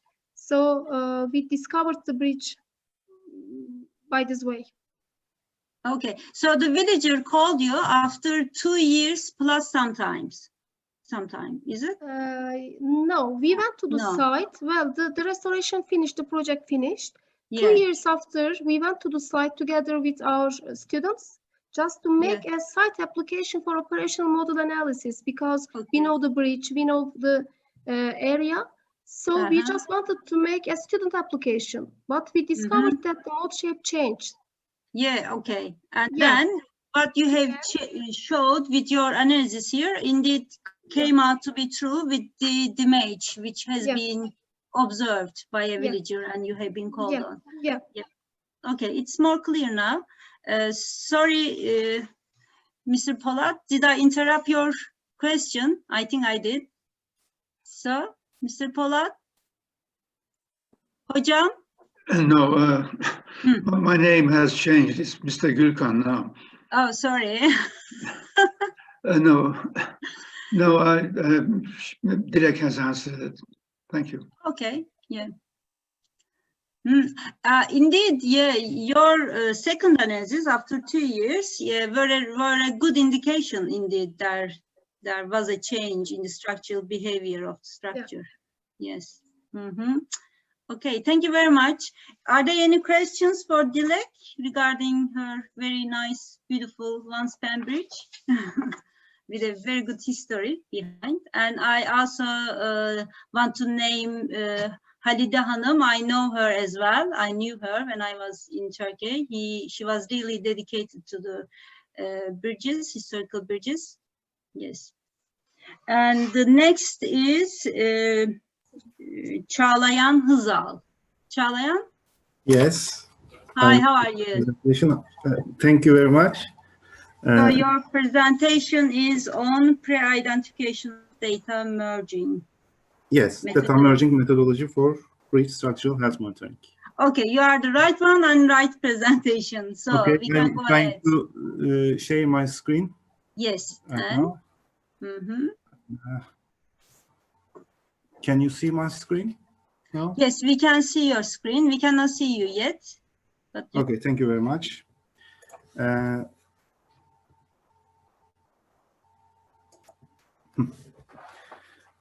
Caglayan from Izmir.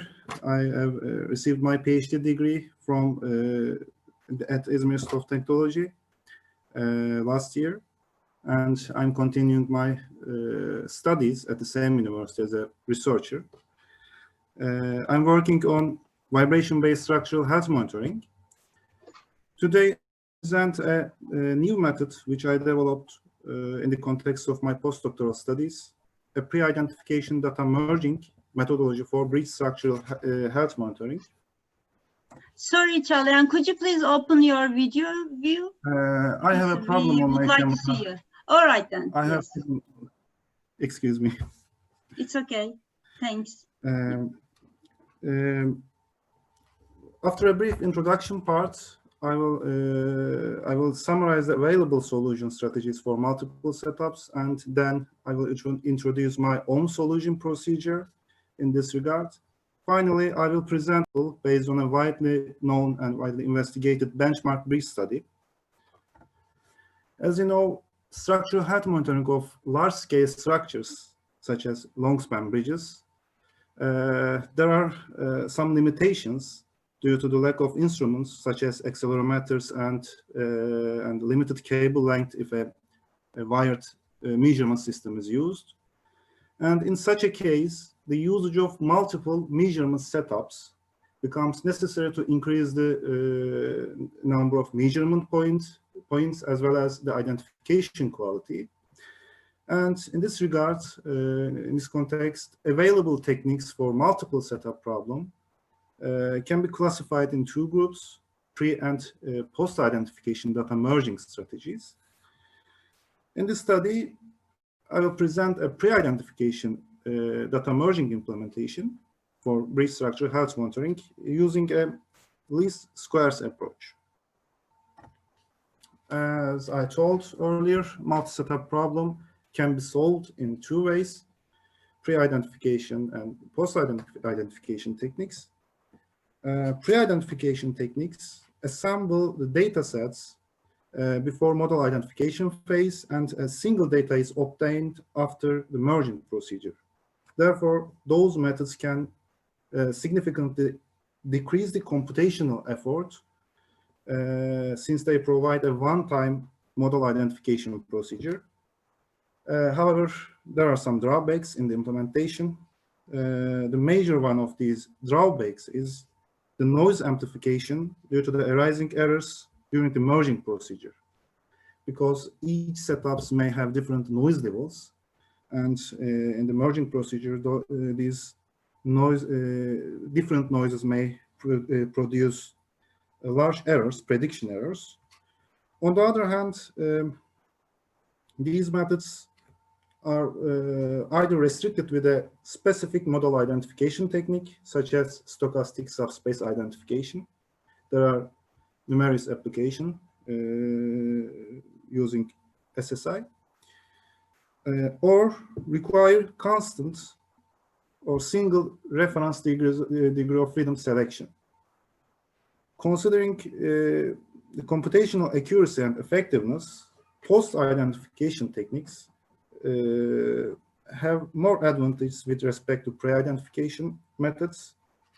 Here, in post-identification methodologies, local parameters at each setups are obtained at the first step, and then they are assembled by using a proper optimization tool.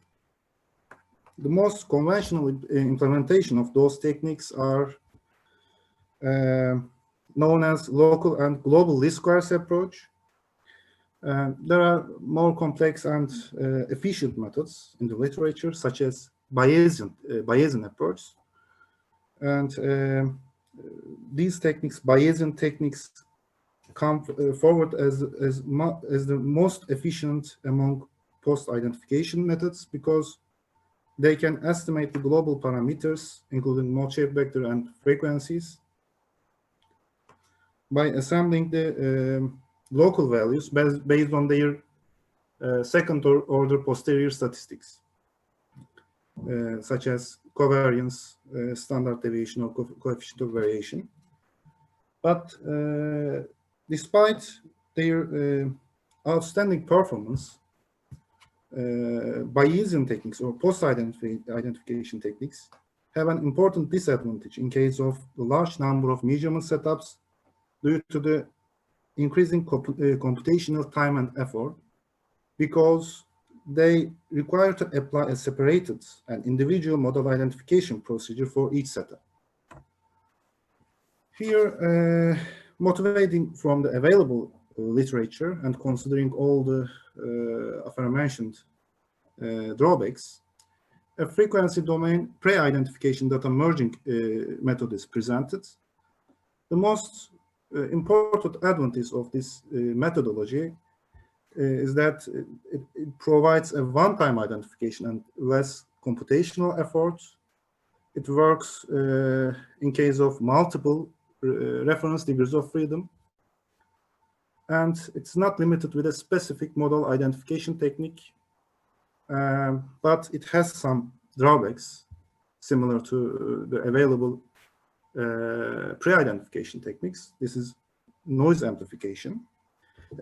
But considering that the measurement sensors that are used at each setup have similar noise sensitivities without any additional bias errors due to the instrumentation and modeling assumptions in the applied model identification technique, we can expect that the channel noises are in the same levels at each setup.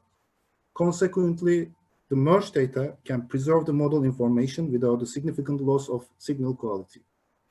Otherwise, noisy responses may be generated during the merging procedure due to the arising modeling errors.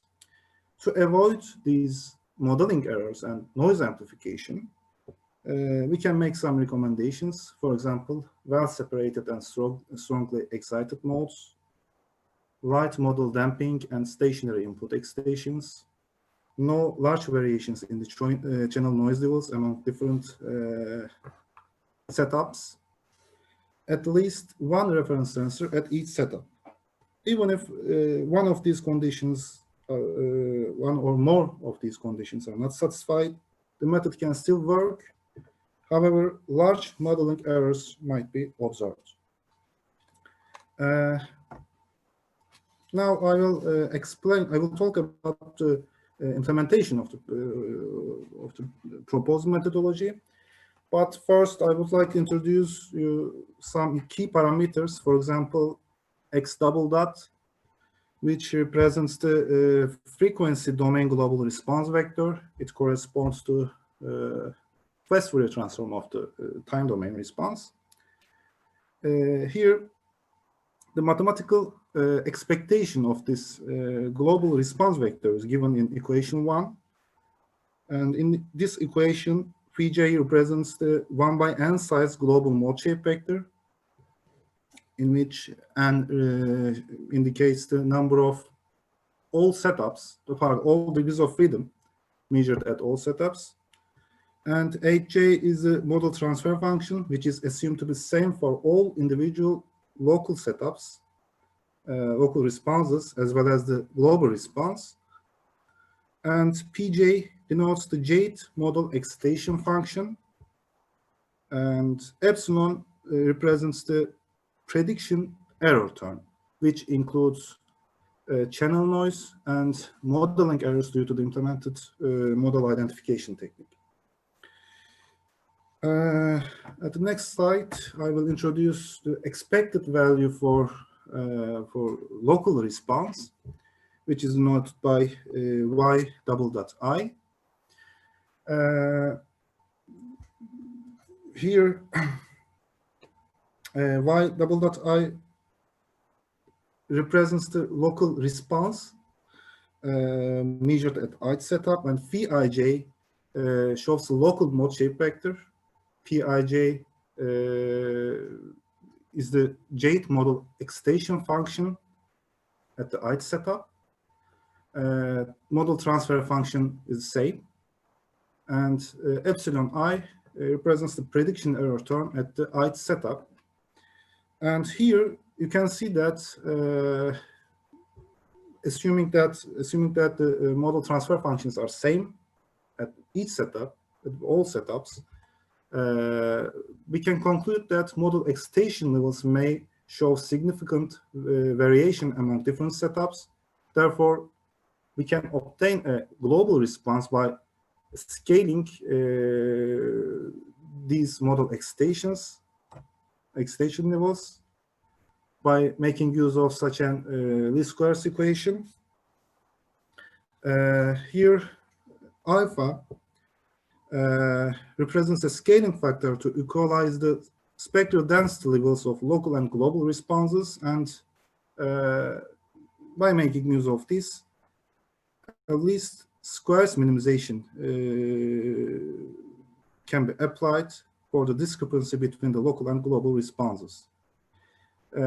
Here, Li represents a selection matrix which extracts the measured degrees of freedom at the ith setup from the global response.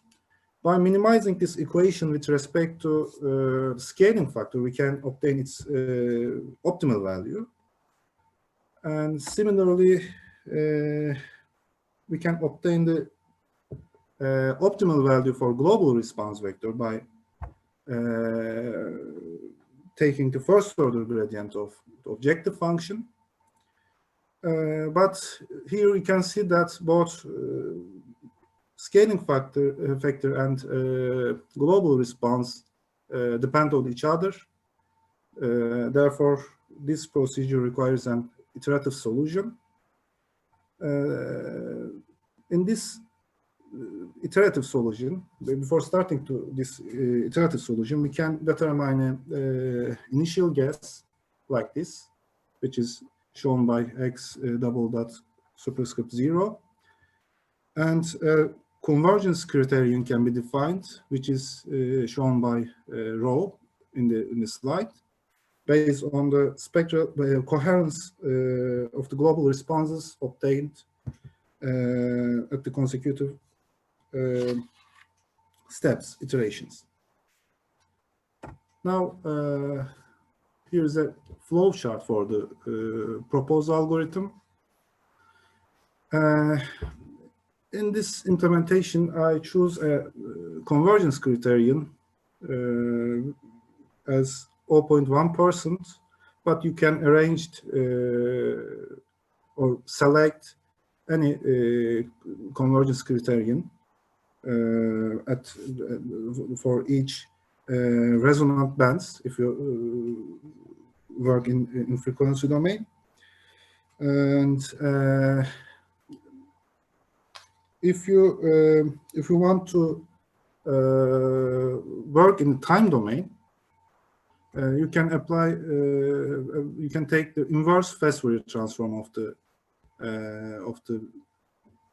merged frequency domain data. And in the verification, numerical verification, a benchmark breach, which was formerly known as Z24 highway breach, is investigated in this section using the presented methodology. The schematic view of the breach is presented in this figure.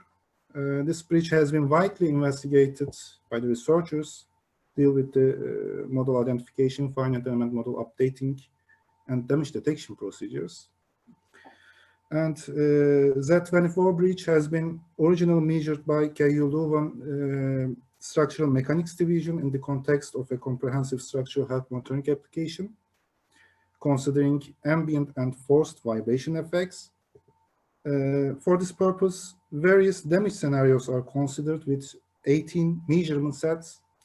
At each set, total of 9 measurement setups with constant reference sensors have been used. These reference sensors are highlighted in blue circles in the figure. In this study, second reference measurements, which represent a healthy state before the second part of damage scenarios, are considered. And in this figure, you can see the singular value spectra obtained for the original data sets, and as well as for the merged data are presented. At first view, it can be clearly seen that the spectral density levels of the data sets show large variations among the measurement setups.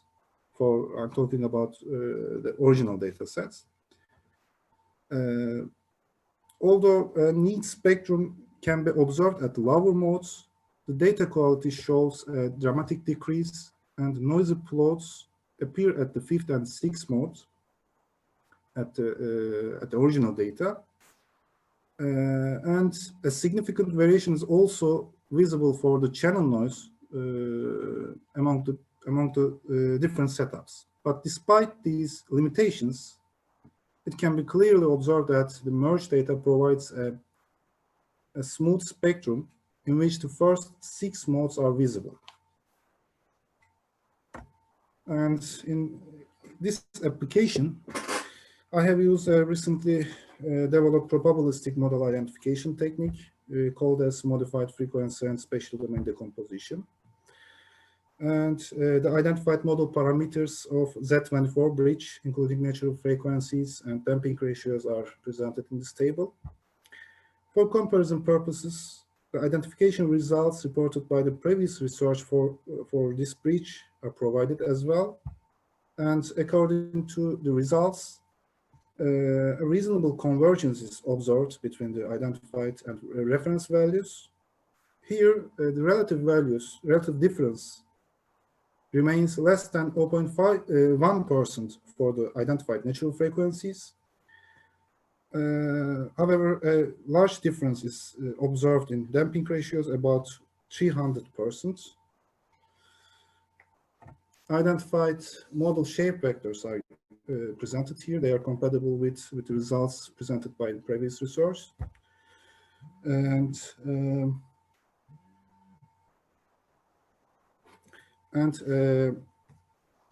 conclusions. In case of model signal to noise ratios show a dramatic decrease in one or more measurement setups, the presented merging method may produce noisy data, since lower signal levels at individual setups might cause an amplification in the channel noise levels, especially at the out of resonant bands. In such a case, most pre-identification data merging strategies may provide unreasonable results and make poor model parameter estimations. However, currently, it is rather possible to improve the quality of collected data by means of the technological developments in the measurement systems. From this aspect, the presented methodology can be preferred for bridge structure health monitoring applications. And in this context, the reported results state that the presented merging methodology provides a large quality of data, even for extension levels that show significant variation among different setups. References I have used in the study. Thank you very much for your attention. I'm ready for your questions.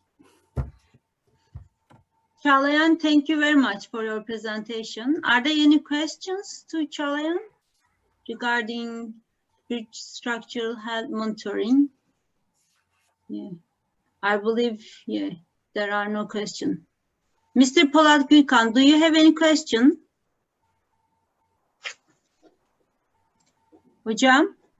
Okay, you have one question. Could you please read that, Caglayan? Is it possible for you to read? Pardon, I couldn't see it. How was the damping estimated? I think, yeah, I think this is not related to your presentation. It's not related with the methodology I applied. I implemented a model, a modified frequency and spatial domain decomposition it's a probabilistic method. And I have developed this method. It has been published in the engineering structures. You can find more details in the paper. But its damping estimation is good.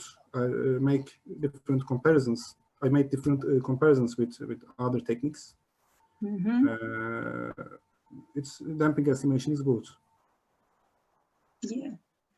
I think I would only comment on your presentation, because for the sensors you mentioned about the change according to the noise. Evet. Yeah. What about the temperature? Temperature would affect a lot as well. Yes, temperature has an important effect, but it's a challenging issue that needs to be investigated separately. Temperature effects may not be easily depicted from such implementations. This method cannot work in such a case properly, in my opinion. But most of the available methods, I think, we can fail with such effects because they are named as irreducible effects in structural health monitoring. You cannot reduce them any other additional arrangements, but you can make this for channel noise. You can reduce them, or modeling errors. You can reduce modeling errors in the implementation, but such kind of applications you told about, it's very difficult to make an arrangement, I think, in my opinion. For the temperature. Yeah, Yes. maybe you can just define the conditions for it. So you have another question here. Are you able to read the question? The algorithm was applied. The algorithm was applied only for acceleration or displacement and velocities as well. Yes, you can apply this algorithm for displacement and velocities, but I prefer to use acceleration responses since it is frequently used in operational model analysis, but you can apply for displacements and velocities. This study has been accepted for publication in Journal of Measurement. You can find more details in that journal because I limited the methodology with bridge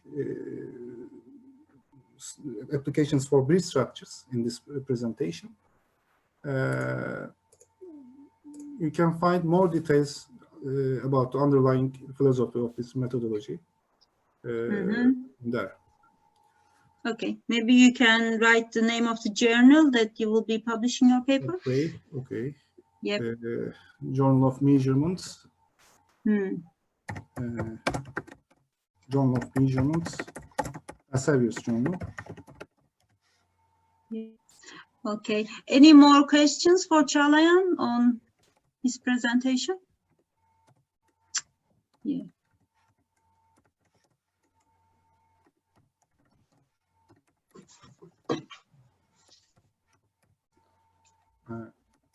Typing my response.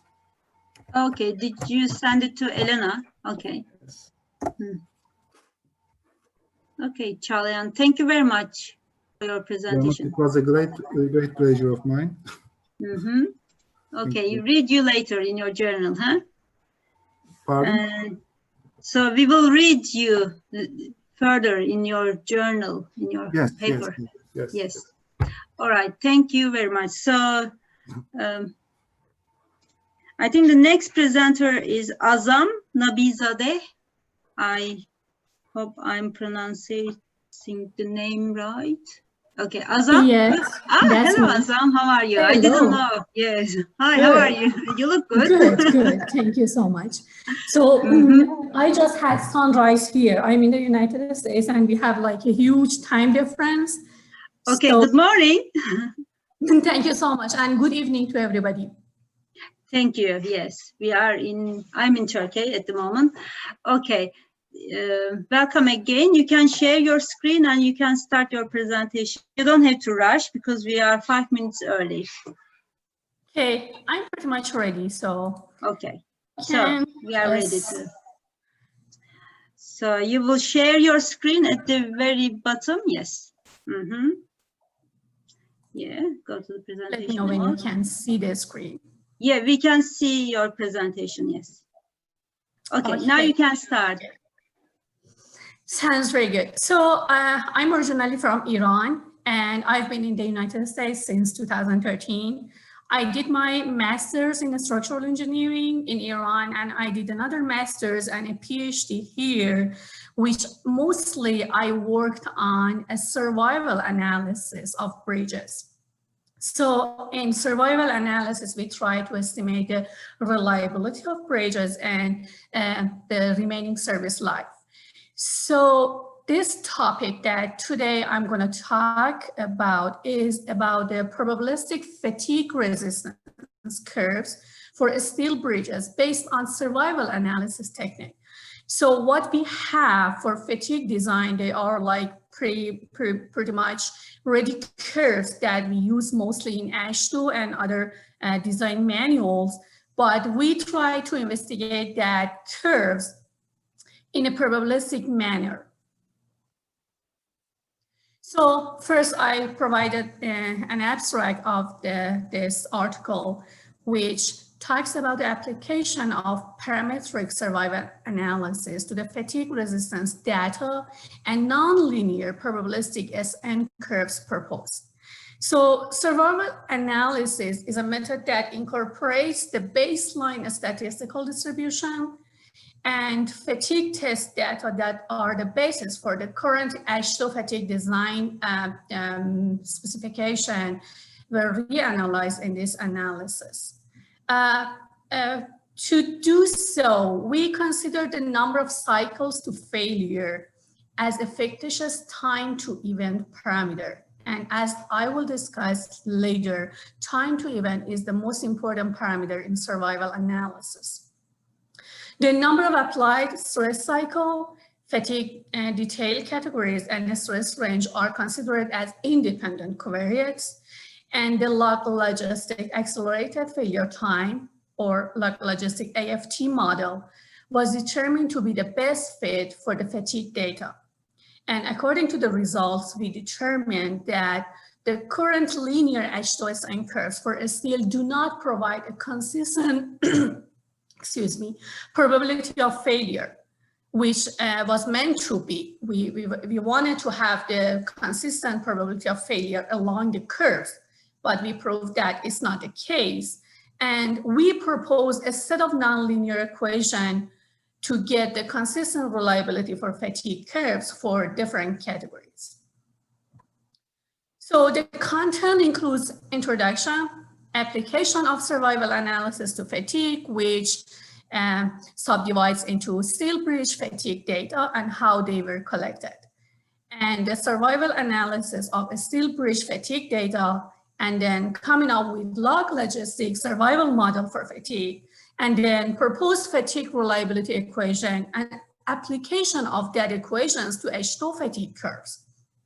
And at the end, we try to investigate the reliability associated with the current AASHTO fatigue equation. And at the end, summary and conclusion. So if I want to start with introduction to survival analysis, it's an approach that mostly has been used in biomedical research, and they try to collect the data and then analyze the data and see what distribution the data follow. And based on the analysis, they try to provide the remaining service life of the data in hand or the event that they are investigating.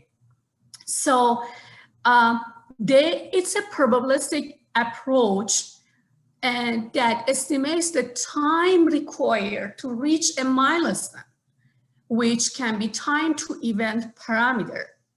and it's like set up in a mathematical and statistical tools.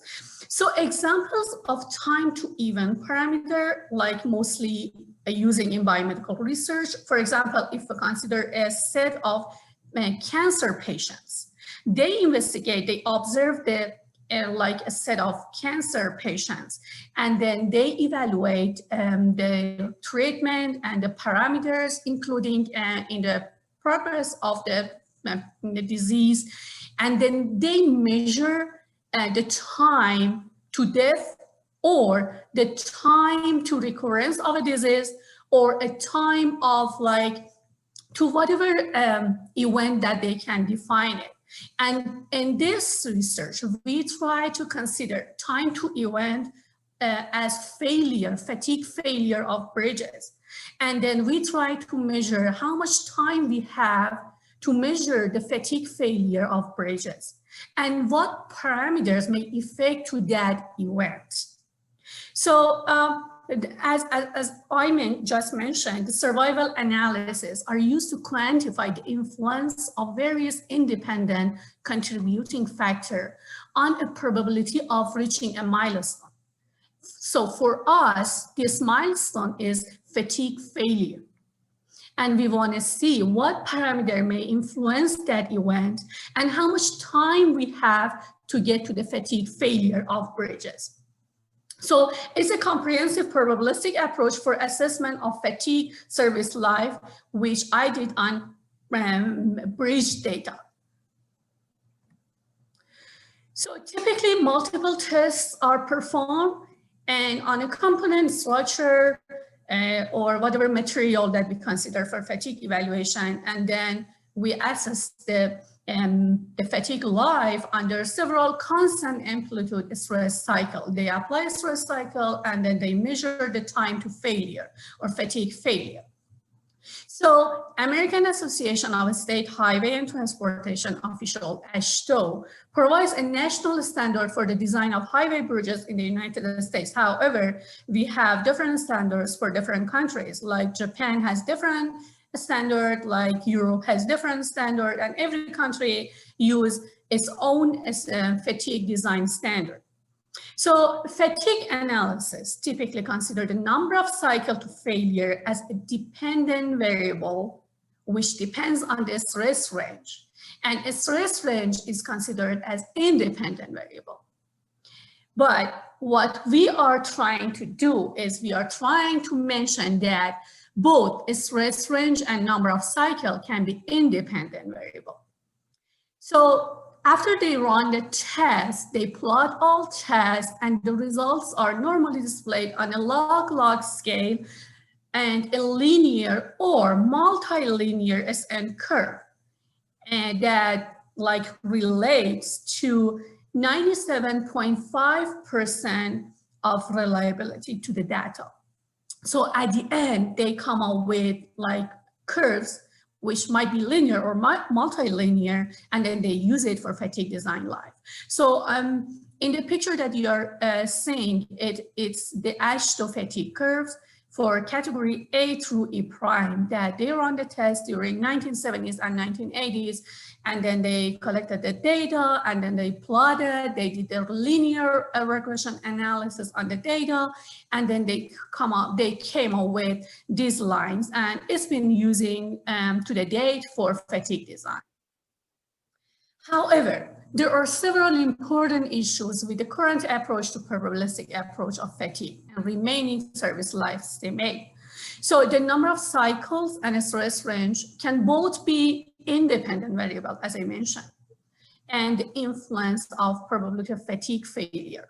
So in fact, it's not considered in the current approaches. They normally get the number of cycle dependent on the stress range, which in this research, we considered both as independent variables. So the effect of potential contributing factor, like other parameters, like the temperature or different fatigue categories, or any kind of like materials, the type of materials, material strengths, and whatever like parameter you want to consider, like they are not provided in the current probabilistic approach, but survival analysis is a technique that can contribute all of them. And the type of the data that we consider, and as I noticed in the AASHTO or like the data that were collected for the AASHTO design curve, there are lots of runouts data that they are important in our analysis, but they're mostly ignored and they are not considered in the analysis. And the point along the linear ascent curve are not associated with a uniform probability of failure. As I investigated, they are like the probability of failure or the level of reliability changes or varies over a wide range. And so the current procedure do not systematically consider the statistical significance of different covariates on service life. However, the long-standing survival analysis technique is capable of applying all these approaches, all these shortcomings into a single platform and consider like effect of different parameters in assessment of fatigue in bridges. So the steel bridge fatigue data were collected during 1970s and 1980s through the National Cooperative Highway Research Program, NCHRP reports. And they tested like lots of samples on I-shaped girders of bridges, and they collected the data and then they plotted the results as a linear curve. And they came up with an equation, as you can see, number of cycle equals to parameter A times stress range to the power minus B.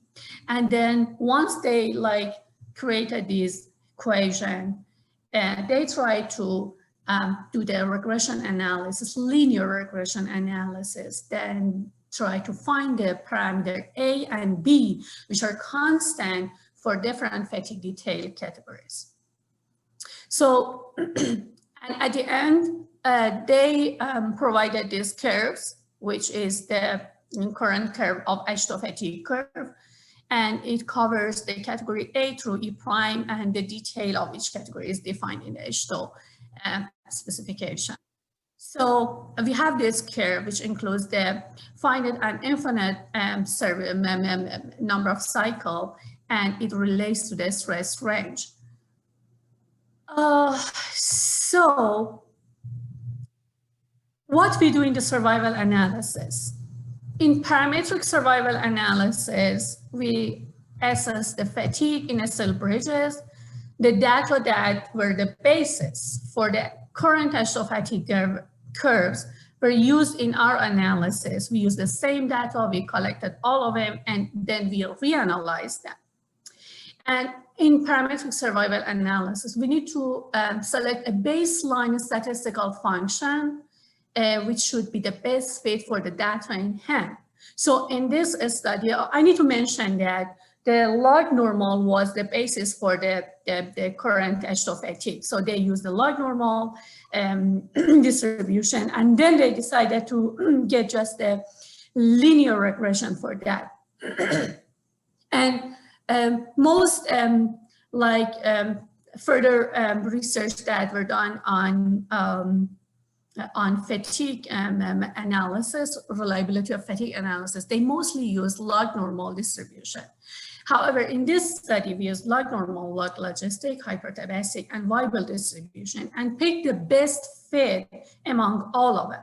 So to do so, we used a Kaiki information criteria as a measure to see which one is the best fit distribution. And we use the maximum likelihood function to calculate the parameters for that distribution. So based on the results, the local logistic model was considered as the best fit distribution for the fatigue data.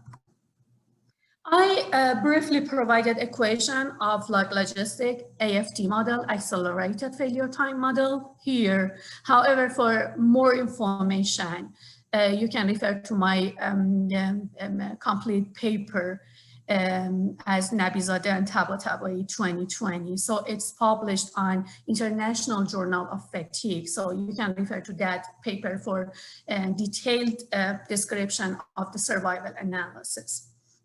So we can develop the survival function as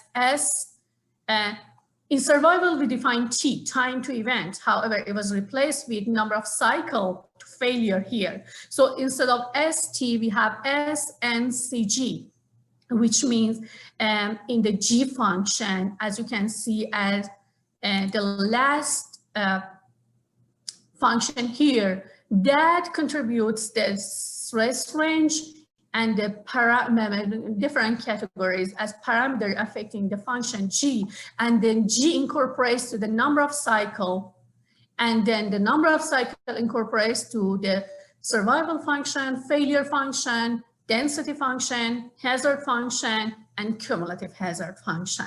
So based on the parameters that we contribute into the G function and that goes into the number of cycle, we can calculate all survival functions. Any questions so far? Since I know it's all theoretical, people may have questions. So just feel free if you want to just interrupt me and ask a question during my presentation.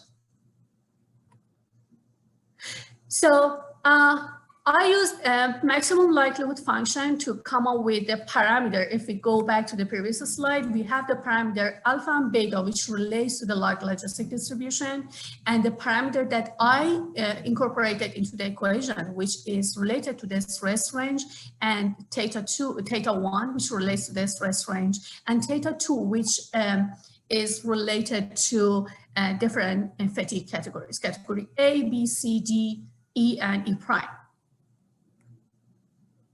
So we calculate the parameters through maximum likelihood function, which is normal for survival analysis technique. And we calculate the parameters for each category separately. So as you see, I'm not including category E prime in this table because when you look at the category E prime, it has dispersed data points and very few data points. So it was not suitable for survival analysis to run that set of data along with other categories. What the current AASHTO fatigue did, they came up with equation for category A through E, and then they saw that some data points are not covered by category A through E. They just try to draw another line. If we go back to this curve, then they try to draw this last line below the other line, and they called it E prime. So they've not analyzed the data for E prime because they didn't have enough data points to analyze it. So I just tried to ignore that category from my analysis and do the analysis on the actual data point from category A through E. So with these parameters and the equation that I provided here, you can easily calculate the survival curves for fatigue data at any stress range, at any number of cycle. So if you look at here, I try to draw the reliability curves for category A through E at different stress ranges. And as you can see, based on the stress range, as the stress range increases, the reliability curves go down or the level of reliability decreases. And the same way, we can estimate the remaining service life of fatigue in a steel bridges. So once we have the reliability, we can calculate the probability of failure or hazard or whatever function that we want to investigate. So as you can see, we have all these curves, and based on the stress range, the curves change. And so it's very obvious that increasing the stress range decreases the level of reliability. What we wanted to do, we wanted to get a uniform level of reliability for the AASHTO fatigue curve or the fatigue design of steel. It can be used in steel of bridges or structural. It doesn't matter. We can use this approach for any kind of fatigue in a steel material. So we try to give an equation based on a specific level of reliability and at any specific stress range. So what would be the number of cycle if we want to get that specific level of reliability at that specific stress range? So the privilege of log logistic equation is that it's best fit to the data of the fatigue curves, and it's a very simple equation that you can easily use it for any specific level of reliability. So we propose the equations for number of cycle based on a specific level of reliability, and we give the same equation for a stress range based on a specific level of reliability. So these equations are proposed, and the parameter alpha, beta, theta 1 and theta 2, they're all provided in the table in previous slide. So you can use those parameters and you can use the simple equations and easily calculate any number of cycle at any specific stress range to reach that specific or desired level of reliability. And the same for stress range. So using this equation, we can draw the consistent reliability curve. So for different categories, I try to draw the consistent reliability curves for category A through E. And at the same time, I'm showing the AASHTO fatigue curves in a gray dot lines. So if you look at those lines, you see that I try to show that curve for 97.5%, which was intended for the AASHTO fatigue curve. But as we can see that my lines are not the same as what they came up with. So we try to propose new equations for these new curves. And I try to investigate what was the level of reliability on AASHTO fatigue curve. As you can see in these contours, like the reliability level for each category varies widely. For example, for category A, we have the level of reliability of 0.7 to 0.95 along the AASHTO curve.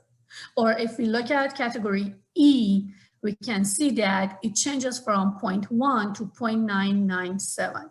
So they are not all at 97.5%. They vary along a really wide range. So what they are claiming that we have consistent level of reliability, we couldn't prove it.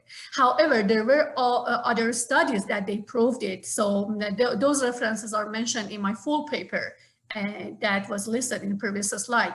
So there were other studies that they proved that the reliability level is not consistent along fatigue curve in AASHTO. So as a summary of conclusion, the parametric survival analysis technique can be applied to probabilistic assessment of fatigue in steel bridges. The data during 1970 and 1980 that were conducted and sponsored by NCHRP reports, and then it was the basis for the modern AASHTO fatigue design specification were used for our analysis. So AASHTO fatigue curve considered the influence of different connection detail categories, which we consider them the different categories A through E. And so these fatigue categories and the stress range are the categories that we considered for our survival analysis. The distributions considered in this analysis were log normal, log logistic, hypertabastic, and Weibull distribution. And then we tried to find the best fit, which was log logistic distribution. According to our contour results, we concluded that the reliability level associated with AASHTO fatigue curves are not consistent and can vary widely within each detail category and across different detail categories. So we propose equations which relate the number of cycles to a stress range for the desired level of reliability.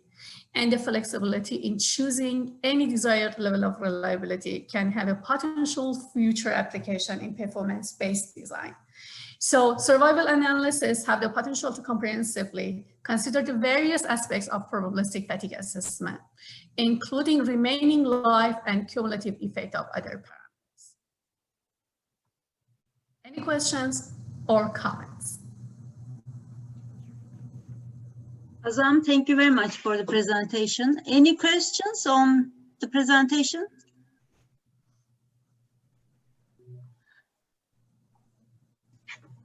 Let me check the chat. Yeah, okay. So we don't have any questions. Do you have any further comments on your presentation? So thank you very much for your presentation, Azam. Yeah, I think people can also follow your presentation in your paper that you gave us the address. Yes, the link is provided on the mentioned reference. Okay, thank you very much. Sure, thank you so much. So then I have to ask host on how to, yeah, I think we have another 5 minutes before we finish, or 4 minutes. Should we just close it or go to the commercial, dear host? Now we will have another commercial break for Yeah. around 10 minutes, 10 to 15 minutes, and we will come back for the keynote speakers at 17:15 or 15 past 5. Yeah. Yep. All right. See you, everyone. Bye. Thank you, Hülya. See you.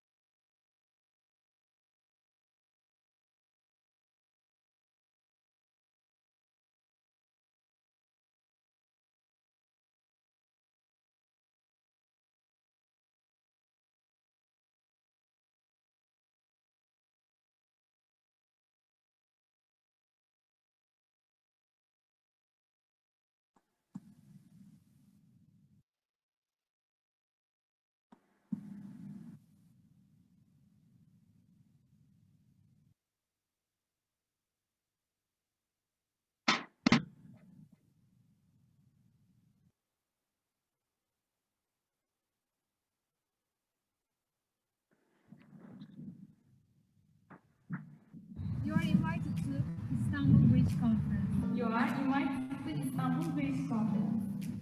Hello, greetings from Sheraton Istanbul Hotel Ataköy. You are invited to Bridge Conference in Istanbul.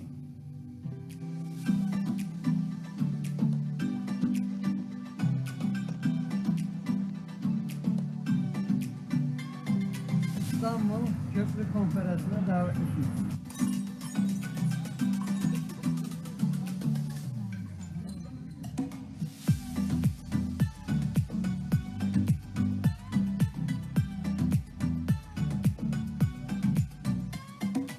Arkadaşlar, İstanbul Köprü Konferansı'na hepiniz davetlisiniz.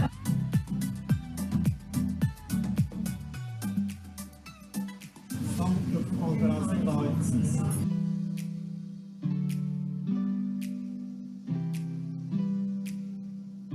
You are invited to the Istanbul Bridge Conference.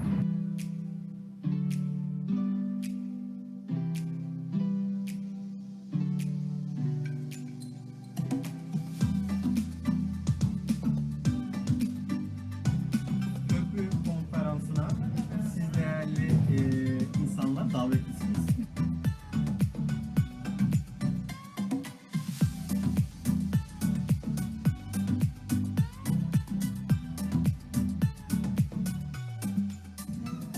Good night.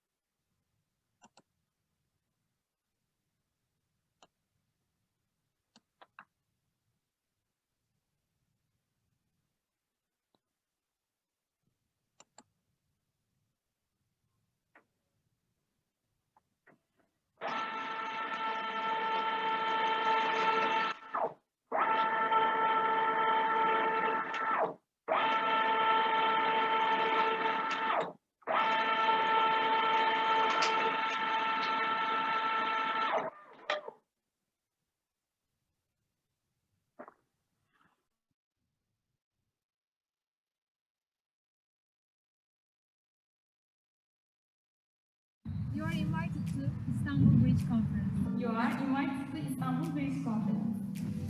Hello, greetings from Sheraton Istanbul Hotel Ataköy. You are invited to Bridge Conference in Istanbul.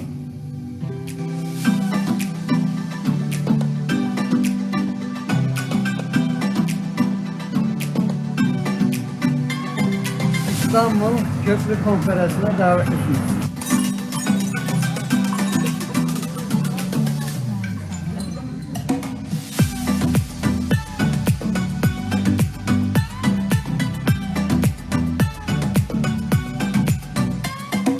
Merhaba arkadaşlar, İstanbul Köprü Konferansı'na hepiniz davetlisiniz.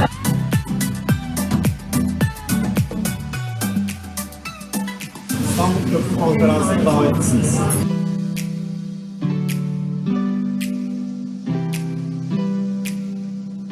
You are invited Istanbul Bridge Conference.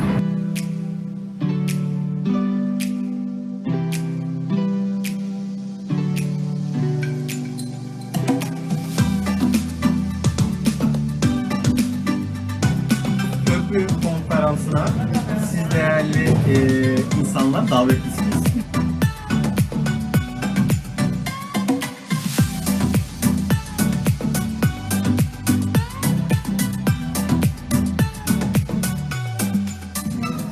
Good night.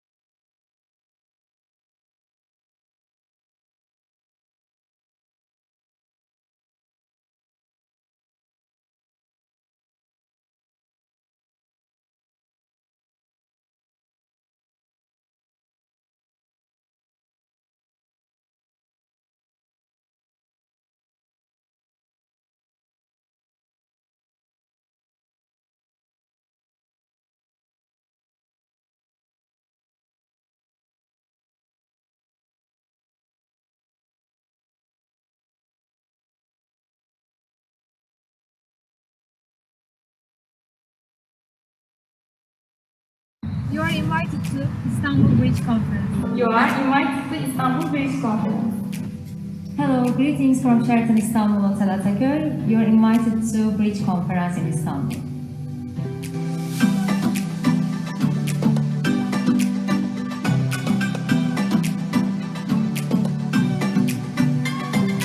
İstanbul Köprü Konferansı'na davetlisiniz.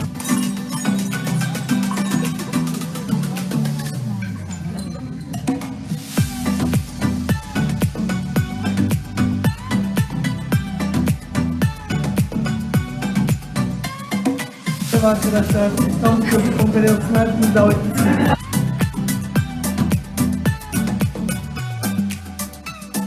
İstanbul Köprü Konferansı'na davetlisiniz.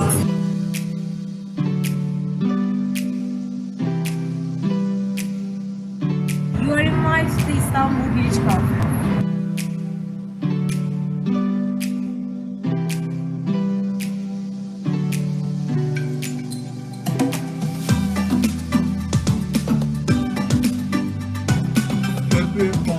konferansına siz değerli insanlar, davetlisiniz.